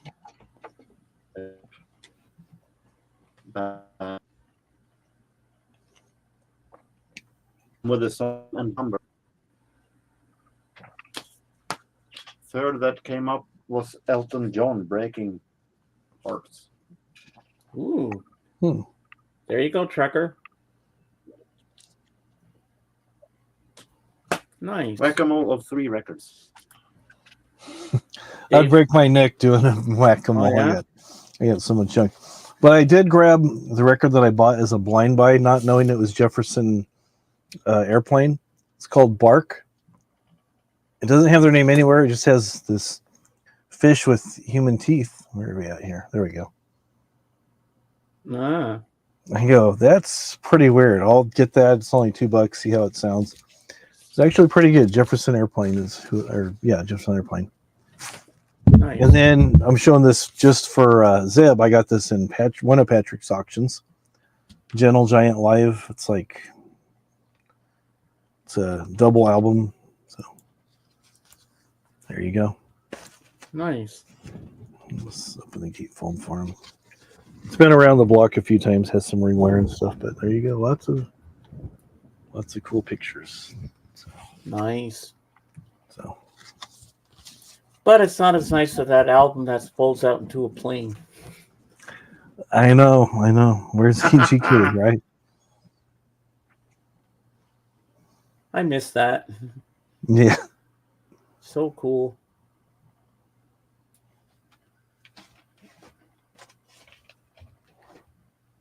Now he's just pulling random albums out. It's like when Lavelle's up here, it's like he's got a bottomless pit of albums. He just grabs here or there and everywhere. Yeah. He's got them all over this. I have to walk way across the room to get them. It's just like I barely have them alphabetized. So look at this. Look at this. Gentle Giant rules. Ah, that's good. Yeah, I miss those auctions too, Kate, where I used to help them out. All right. Let me do I'll reach. They're right behind the curtain. So let me reach for 3 behind the curtain here. Let's see. If I would do a whack-a-mole, everything would be gold. All right. Not sure what this is here. Toilet 0, Dave 1. Thank you. Oh, there we go. Hey, welcome back, Darren. Well, Christopher, I think you know actually how to make gold out of garbage. Oh, good one. Okay, I'll just do 3. I'm not sure what I'm even pulling. I'm looking as I'm putting over here, but when I'm grabbing, I'm not sure what it is. Okay, my table's real slippery today. And then reach for one down here. Okay. Stuck. Okay.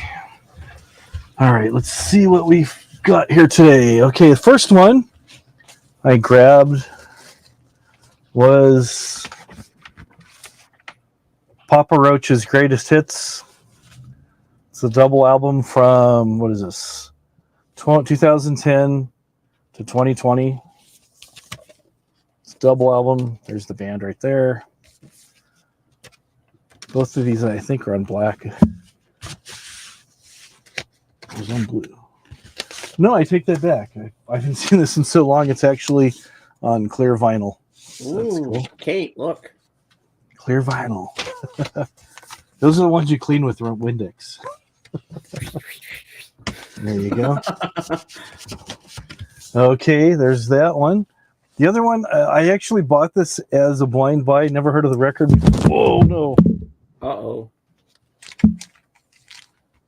So you don't pick up your records upside down.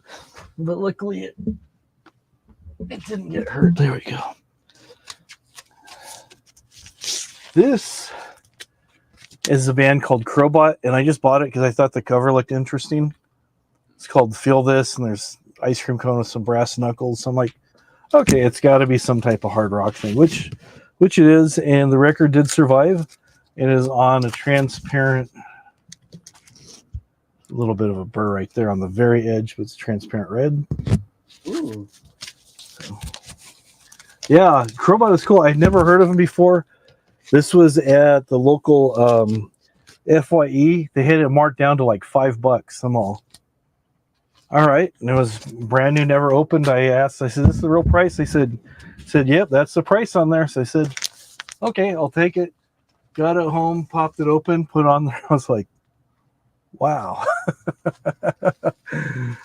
You like the cousin smoker roach? And then here's somebody from Jorgen's part of the world, Yngwie Malmsteen. Yeah, I've heard of him. Yeah, trilogy. So he does a little bit of rock stuff, little neoclassical stuff on the electric guitar. No, you don't say.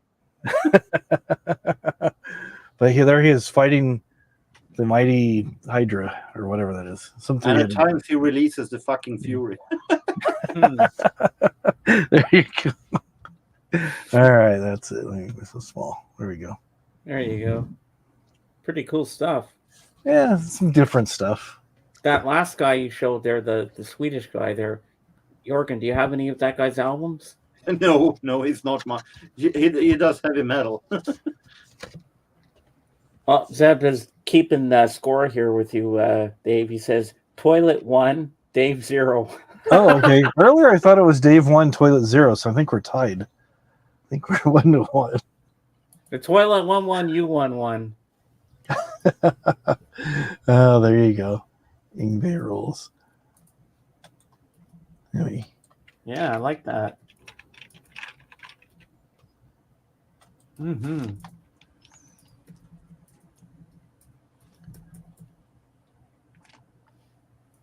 Yeah. Let's see here. I know, Zeb. You're funny. It's cool.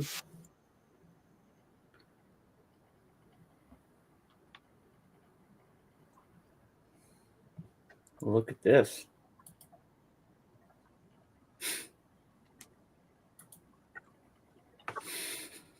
Yeah, I don't think Jorgen agrees. There we go. No.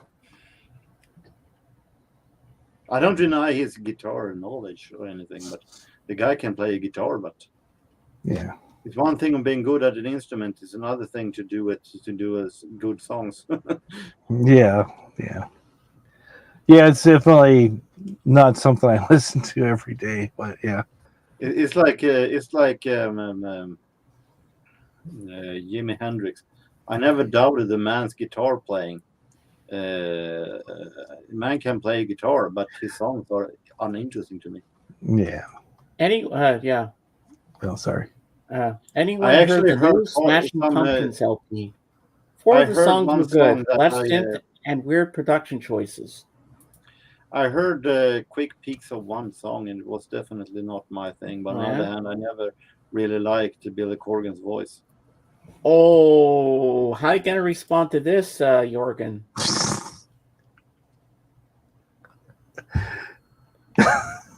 Well, let's just say when one man has gone insane, it is too late to say. Ooh. Let's get ready to rumble.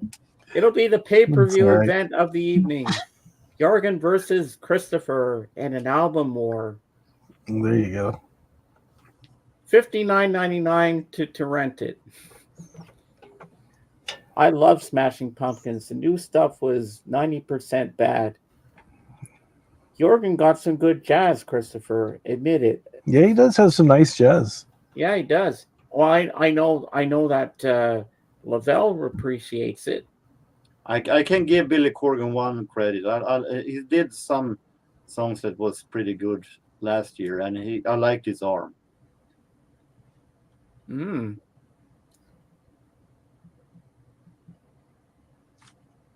Yeah. Dumpster diving more. Oh man. What about you, Dave? Have you heard the new Smashing Pumpkins? I haven't heard. I have not. I have not. I don't know if I want to. I might. Older jazz than 58 is toilet jazz. I think you wrote wrong. It was supposed to say newer jazz than 58. No, not all. Not all, actually. You know what? I bet if you go to Christopher's house, Christopher Jorgen, I bet he's a secret jazz. He's a closet jazz fan. You think? He might love it. He might love jazz. I think you might love jazz, Christopher. I know you do. Who Well, he wouldn't? has shown Miles Davis and he showed Coltrane. Yeah. And that's not toilet store stuff, my friend. That's good Well, stuff. doesn't matter. Not Miles Davis. Mm-hmm.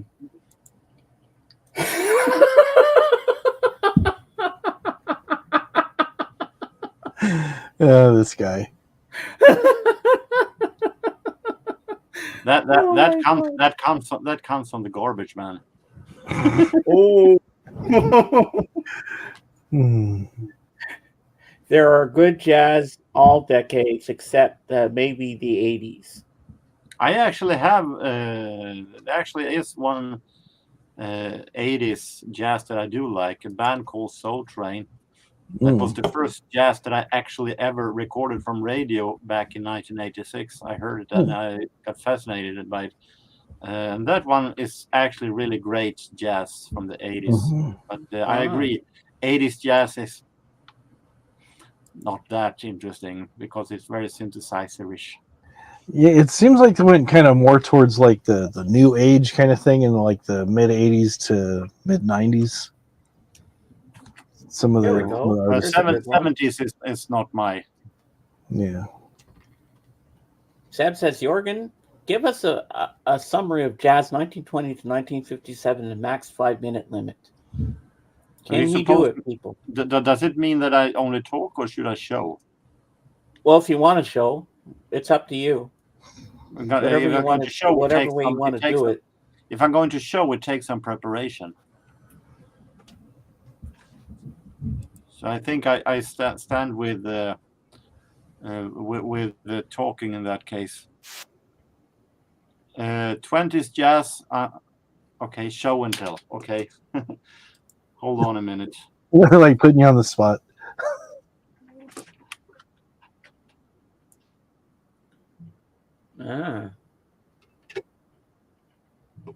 Boy, Christopher knows a lot of jazz too. Are you still here, Kate?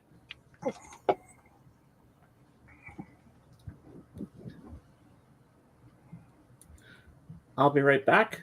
I'm just going to go up and heat up my food. I thought you already did that. Okay. I won't be long.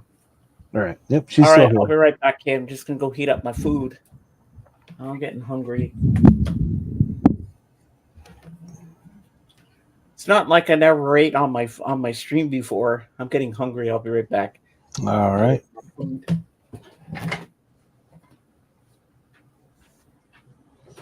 So, yep, Jorgen's digging for the highlights of all the decades of jazz.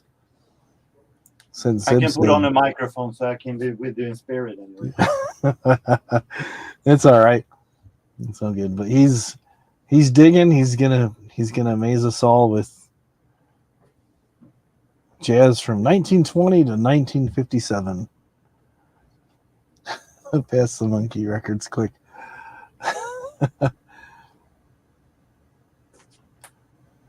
I did see a record when I was out yesterday called More Monkeys, I think. I'm not sure if it was a bootleg or not. It was like a double album. I was like, oh, Kate would like this. But I left it at the store. I'm sorry.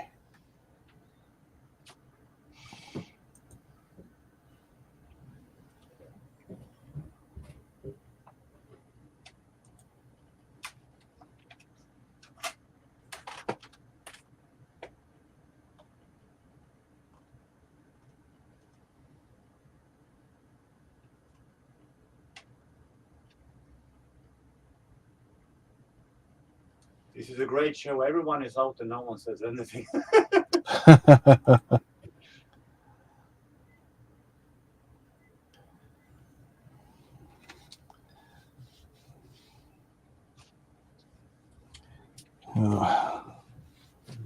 It's okay. All right. Can you do a tap dancing? If you choose to tap dance, that you can do that. Yeah. Okay, I mean you. I don't have I don't have my shoes on right now, so you have to have the correct shoes, which I don't have.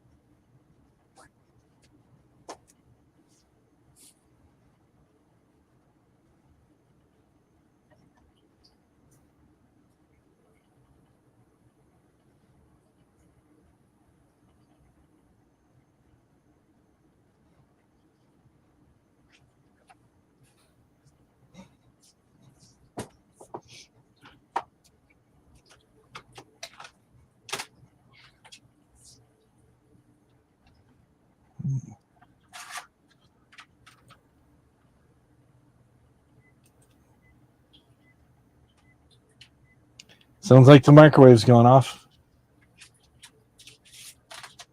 Beep, beep, beep, beep.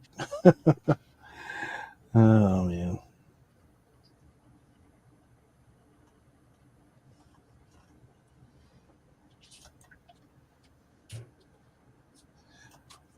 No, he's still digging. I hear him digging around and stuff. So he's there, Zeb. He did not. You gave him a monumental task to complete in 2 minutes, and he's still trying to condense down everything that he has. He wants to give you the Reader's Digest, a little small nugget. You think you can give me a task of showing jazz from various decades and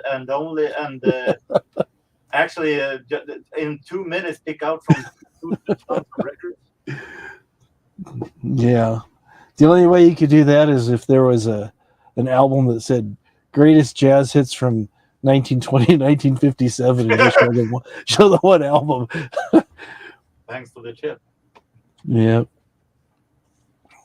But yeah, I'm sure he's going to come back with a pretty sizable stack. Not that much. I only have 5 minutes on him. Oh, okay.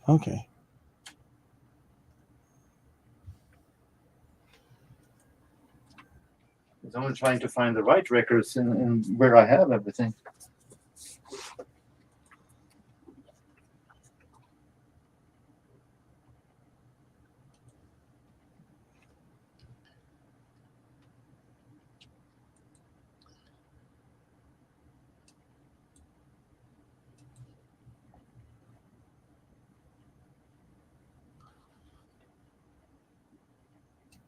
You can show your records one more time so people at the tape.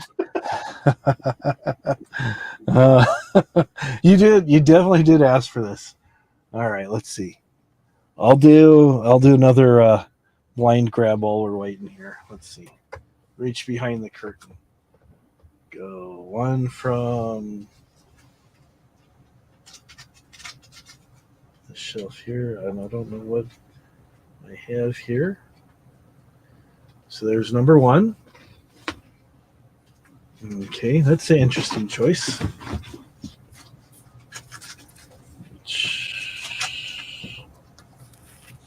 Over here for something. There's 2. Get 1. Okay, there's another one. Oh, wow. Okay, these are Let's go somewhere in the middle of the top rack here. They're pretty tight together. I need 1. Okay, there we go. Let's see what I grabbed. I'm back. Oh, okay. we're waiting for Jorgen, so I was just doing another quick blind grab through. Oh, wow. Okay. I wasn't sure what I grabbed. So let's start with the first thing first. I grabbed this Peter Schilling. I only paid $1 for this. He had a hit song in the 80s called Major Tom, and kind of inspired by the David Bowie song Space Oddity. Mm-hmm. This is an album called Things to Come. And I don't know why, but yes, for some reason, he is wearing a lady's jacket and along with a dress. So I don't know. But there's a lot of good songs on here. Trying to think of there's one I've heard. I think Where You Are, I Am, or something, I think was the one they played on the radio occasionally. But Coming Home, Major Tom was his big hit. Next one I grabbed, like I said, I listened to a lot of different stuff. Johnny Rivers, he was a guy that covered a lot of Chuck Berry songs. He's got Memphis, Maybelline, Midnight Special. Then he does Where Are the Flowers Gone? He does a John Lee Hooker song called John Lee Hooker, Secret Agent Man, Muddy Waters, Mountain of Love. Then he does a medley of La Bamba, Twist and Shout, and It Wouldn't Happen With Me. So, yeah, it's Twist and Shout and La Bamba are almost the same song if you listen to them back to back. Same chords and everything. Yeah, I just, like I said, I got a lot of, I think I'm over 400 records now, so I'm just doing blind grabs. Like I said, I listened to a little bit of everything. And then I got this here, which is another punk rock band called Broken Bones. I listen to a lot of punk rock. People might say too much, but there you go. There you go. Wow. It's a little bit of everything for the collection while we're waiting for Jorgen. So, Trekker, why do you say Dave just went into negative territory after that Schilling grab? Why is that? You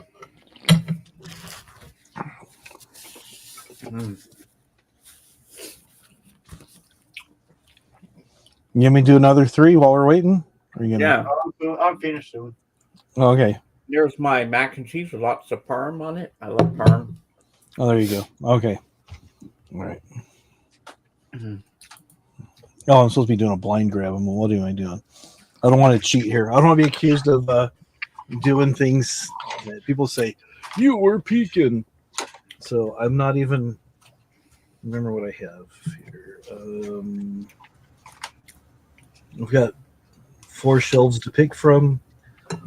So first blind grab is Pat Travers. Okay.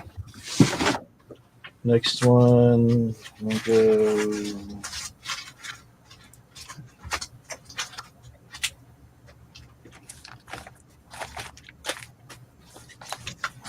Keep trying to grab 2 at a time.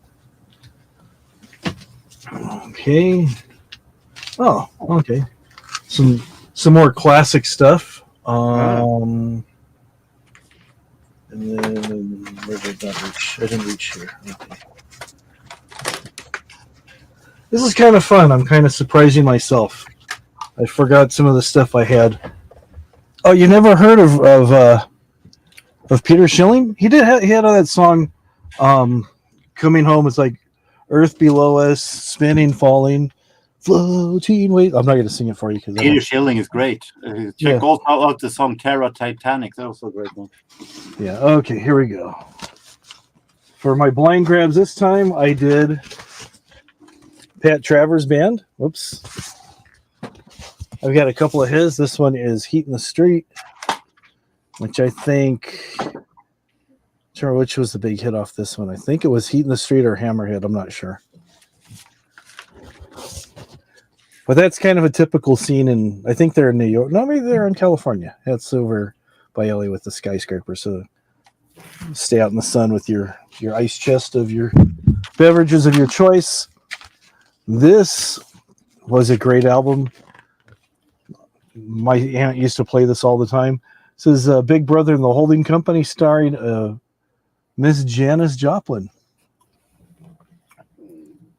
Some people don't like her voice. I think she's got a great voice for the the blues, all nice and raspy. And then this was kind of hard. What this was now. I think this is kind of a little bit harder edge metal stuff. Grade under the radar. So there you go. There you go. I wasn't planning on doing a blind whack-a-mole, but I did 3. So that's 9 albums. And now we're on to Jorgen. Well, this was definitely an assault on me. Here it goes, Dad. There are a lot of musicians that I wanted to have, but took some time to dig. I only picked CDs because they were easiest to get a hold of. 20s is represented by Sam Lanin and his South Serenaders. Sam Lanin, more forgotten musician, but this is, from what I understand, the earliest stuff I have on record.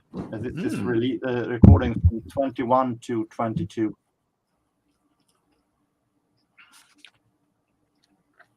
And then we have the one I just showed, Louis Armstrong and his orchestra, because I really do like this early big band style, where it's a little standing one leg of the more little New Orleans styles and another feet in the new big band style.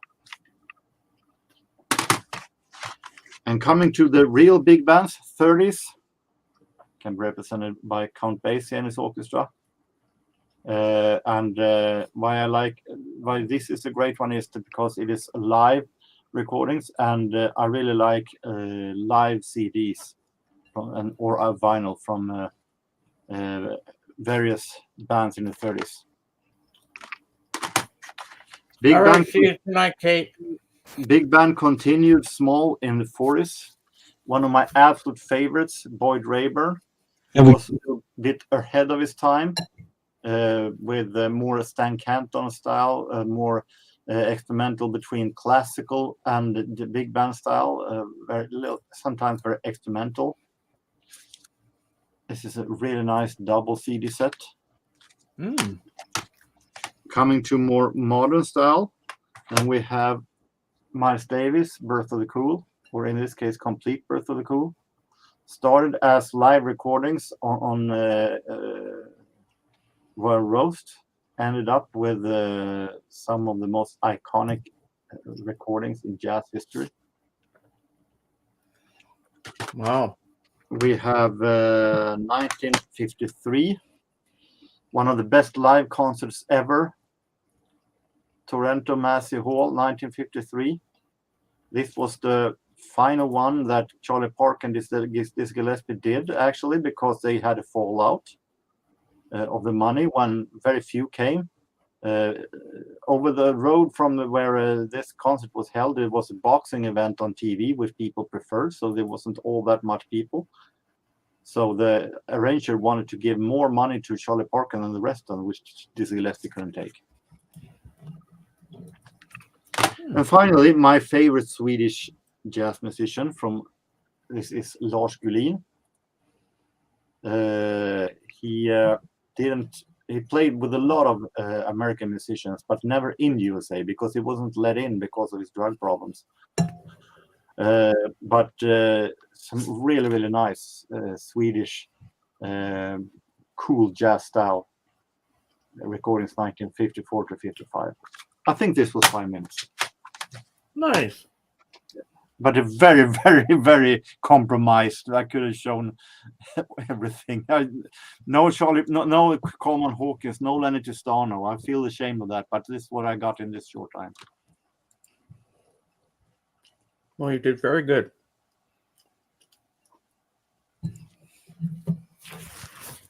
And out of all those albums you just showed, what is your number one favorite of them all? Do you mean of these, or do you mean overall in my collection? Well, out of those two, out of the ones you just showed. I think the answer is naturally Birth of the Cool. I Oh, think this is so magnificent, relaxing, and a real fantastic jazz experience that have marched on forever. They made a Birth of the Cool too. When Miles Davis died, they did a rebirth of the Cool, and amazing musicians, and it's odd and classic at the same time. nice. Okay, this might be a stupid question, but I don't think it will be. Do you have the album "I Love Supreme"? Do you mean John Coltrane? Mm-hmm. Nope. I know Davis did.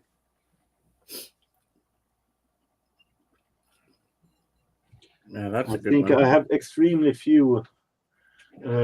I think this is the only one that I actually have with John Coltrane. Miles Davis, Miles Ahead. Ah. Do you have any Dexter Gordon? Yes, I have Dexter Gordon in my collection. Nice.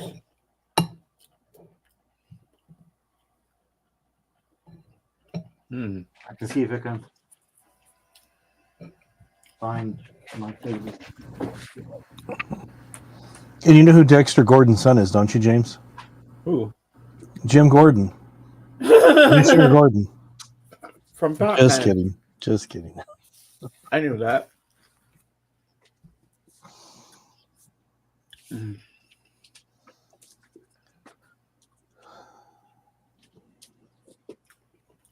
Pharoah Sanders. Never heard of that dude. Yeah, he was the son of Colonel Sanders. Ah. A reissue of Dexter Writes Again, a 50s classic. Nice. Reissue from 2018. So, Jorgen, Jeff wants to know any Pharoah Sanders. Any what? Here, let me highlight it. No. I assume we're Farouk, talking maybe. free jazz. I don't have any free jazz. In my opinion, free jazz sounds more like when they testing their instrument before a concert. That's In other what we used words, to we're say. warming up. That's what we used to say when we'd be playing with somebody for the first time and they're like struggling on their guitar or whatever instrument they're trying to figure out what they're doing. We just go, jazz? Jazz. Or maybe they fake it. I have a Miles Davis also that I pulled out, but I couldn't get it in a rush. Ah. It's great collaboration with Jill Evans. So tonight, Jorgen, you have Doc, Jeff Kendall, Tim Allen, and Joe Mayo. Sounds like the usual gang.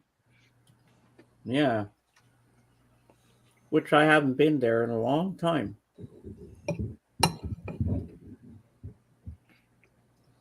And besides, I got to save my voice for tonight for Royce in the house. Yeah. You can still swing by and say hi in the chat. That won't take any effort off your voice. No, I could. Yeah, they'd love to have you over there. Yeah. Well, gentlemen, we've been going for 4 hours and 8 minutes. So I think it's time we're going to say goodnight. And I'll be on Royce in the house later tonight. So I want to thank my panel, Jorgen, Dave, and Cap, who was here earlier. My beautiful peanut gallery.